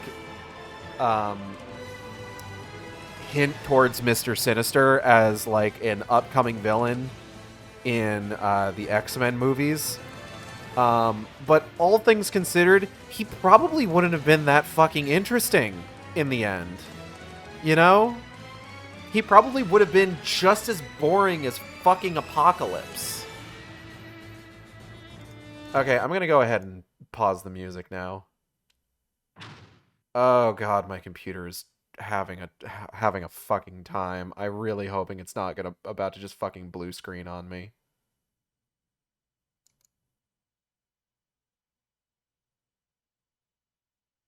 Please, I'm begging you. Hang in there, big guy. I don't know why my computer is so fucked right now. It's weird.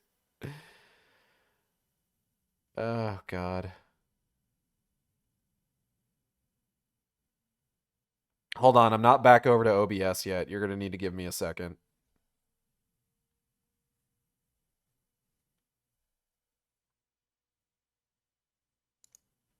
Okay, there we go. All right, let's learn about Apocalypse.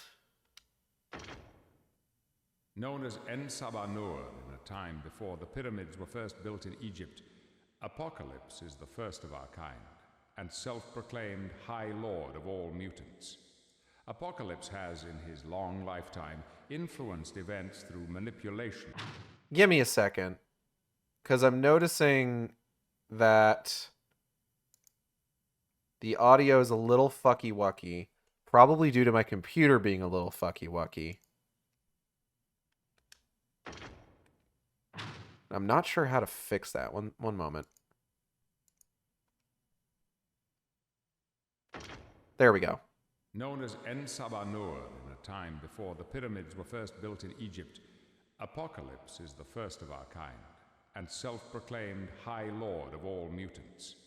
Apocalypse has, in his long lifetime, influenced events through manipulation from the shadows or open warfare accompanied by his horsemen. He has managed to survive through the eons by strict adherence to his Darwinian tenet of only the strongest shall survive. X-Men Apocalypse, at the very least, is a fun movie, which is more than I can say for Dark Phoenix. It fucks me up. We got all the way through the X-Men, the Fox X-Men film series, and never got resolution for Nightcrawler being Mystique's son. That's fucked up. That fucks me up something fierce. What else do we got? Production artwork. I want to look at production artwork. That looks like shit.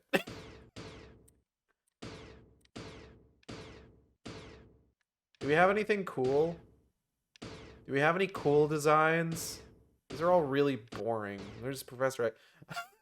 Jesus Christ, Beast. Look at his fucking calves. Oh. Hold on. There we go.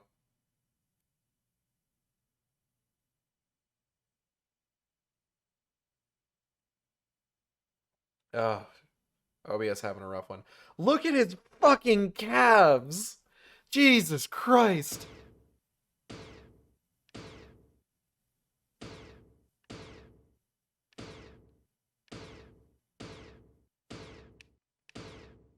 Ah, Juggernaut. Okay, so those are fucking wings. Okay, that's pretty cool. That's a cool piece of art.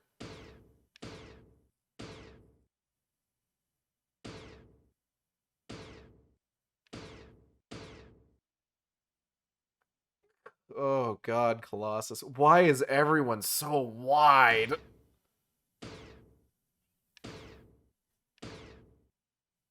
Oh, hey. Again, the fucking calves, though. Oh, this one's got color. Wait, what the fuck is this? What the fuck am I looking at? Is this Beast? Is that supposed to be Beast? I don't fucking know. What the fuck is it? Is this Gambit? No. Is it Magneto? What is this?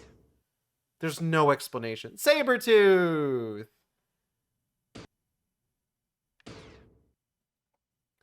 Oh, and now we get the loading screen artwork. That's cool. Oh, hey, here's Omega Red. I shouldn't dunk on Omega Red. That's Bob Vid's favorite character. Bob Vid's known Omega Red enjoyer. Oh yeah, here's Rogue. See, that's a really good outfit, and that face looks a lot better drawn than it did modeled. It's your girl Rogue. It's really easy to dunk on Omega Red. What the fuck? Is that Iron Man?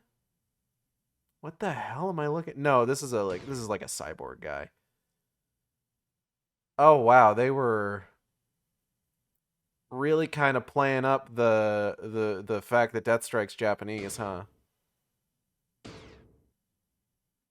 Here's May Deuce, Mutant Hunter. Cool shit, cool shit, cool shit, cool shit. I don't know what's happening there. Okay. We're burying the lead here. Before we go into this final bit, where I show you the secret cutscene, I want to take this opportunity to thank everybody for coming by the stream. I hope you all had a good time. I know I did. If you enjoyed the stream, you can subscribe here on Twitch. We have special emotes for subscribers. You can also follow me on Twitter, Tumblr, and co-host at AcidXShark, where I post all these streams as they happen. I have a computer update. No wonder shit's fucked.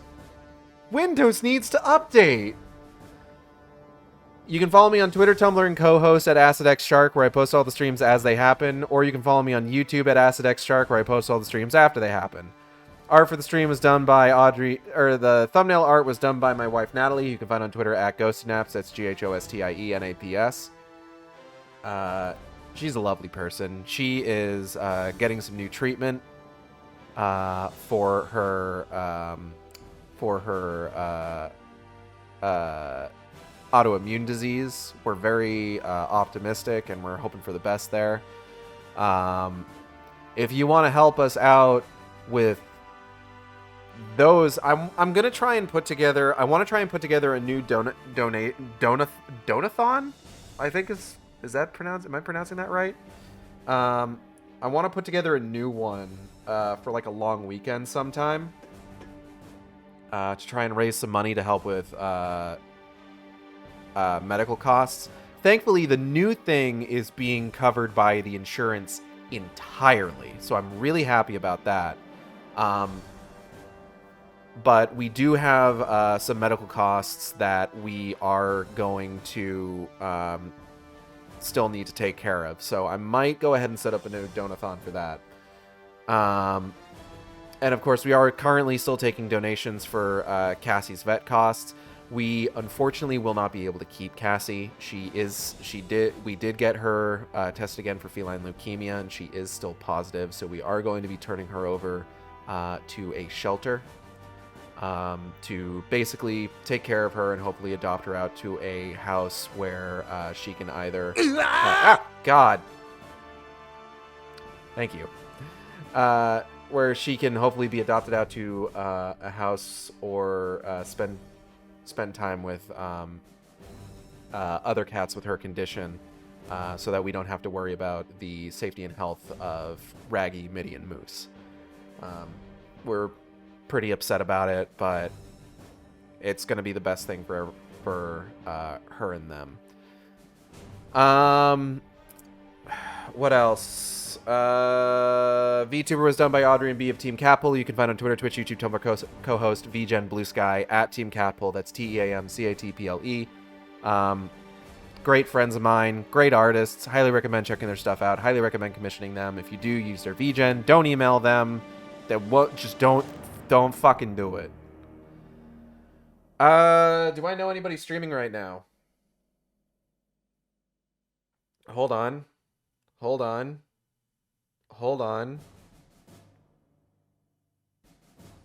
I do not know anybody streaming right now, unfortunately. Upcoming streams tomorrow. Final Fantasy XIV Stormblood. We will be starting the Omega raids.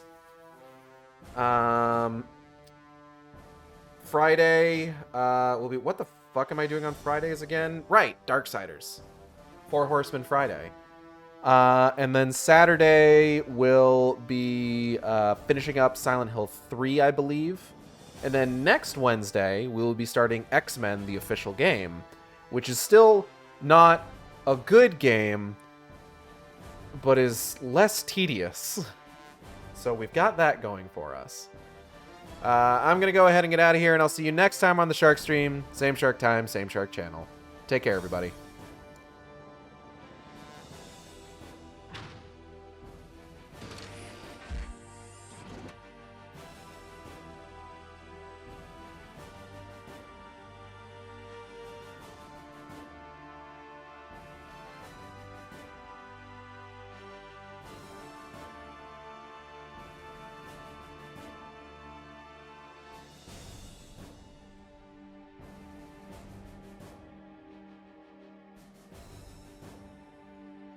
Oh, wait. Hold on. Hold on. Is everybody still here? Cal's right. I forgot.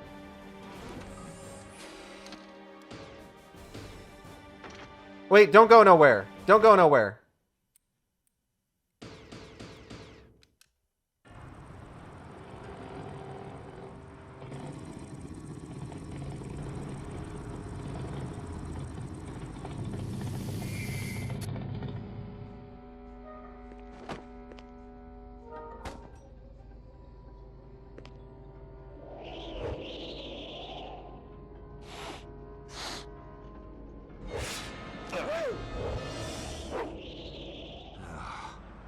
Easy there, buddy. Oh, wow. You can't even see that, can you? Me, bub. I'd say you straight off your home turf a bit. Heard about the big bust out at the Void. So I rode out here in the chartered bus along with the other superheroes who can't fly or teleport. Right. And my Aunt Tilly body doubles for Madonna. Can you use a hand here? I hear you're ramping up for a showdown with Magneto. Well, amongst other things. If you want to help, deal with this chaos till damage control gets here. Yeah, sure. I got me a date. So yeah, Spider-Man's just there. Secret Webhead Wednesday. Okay. Good night, everyone.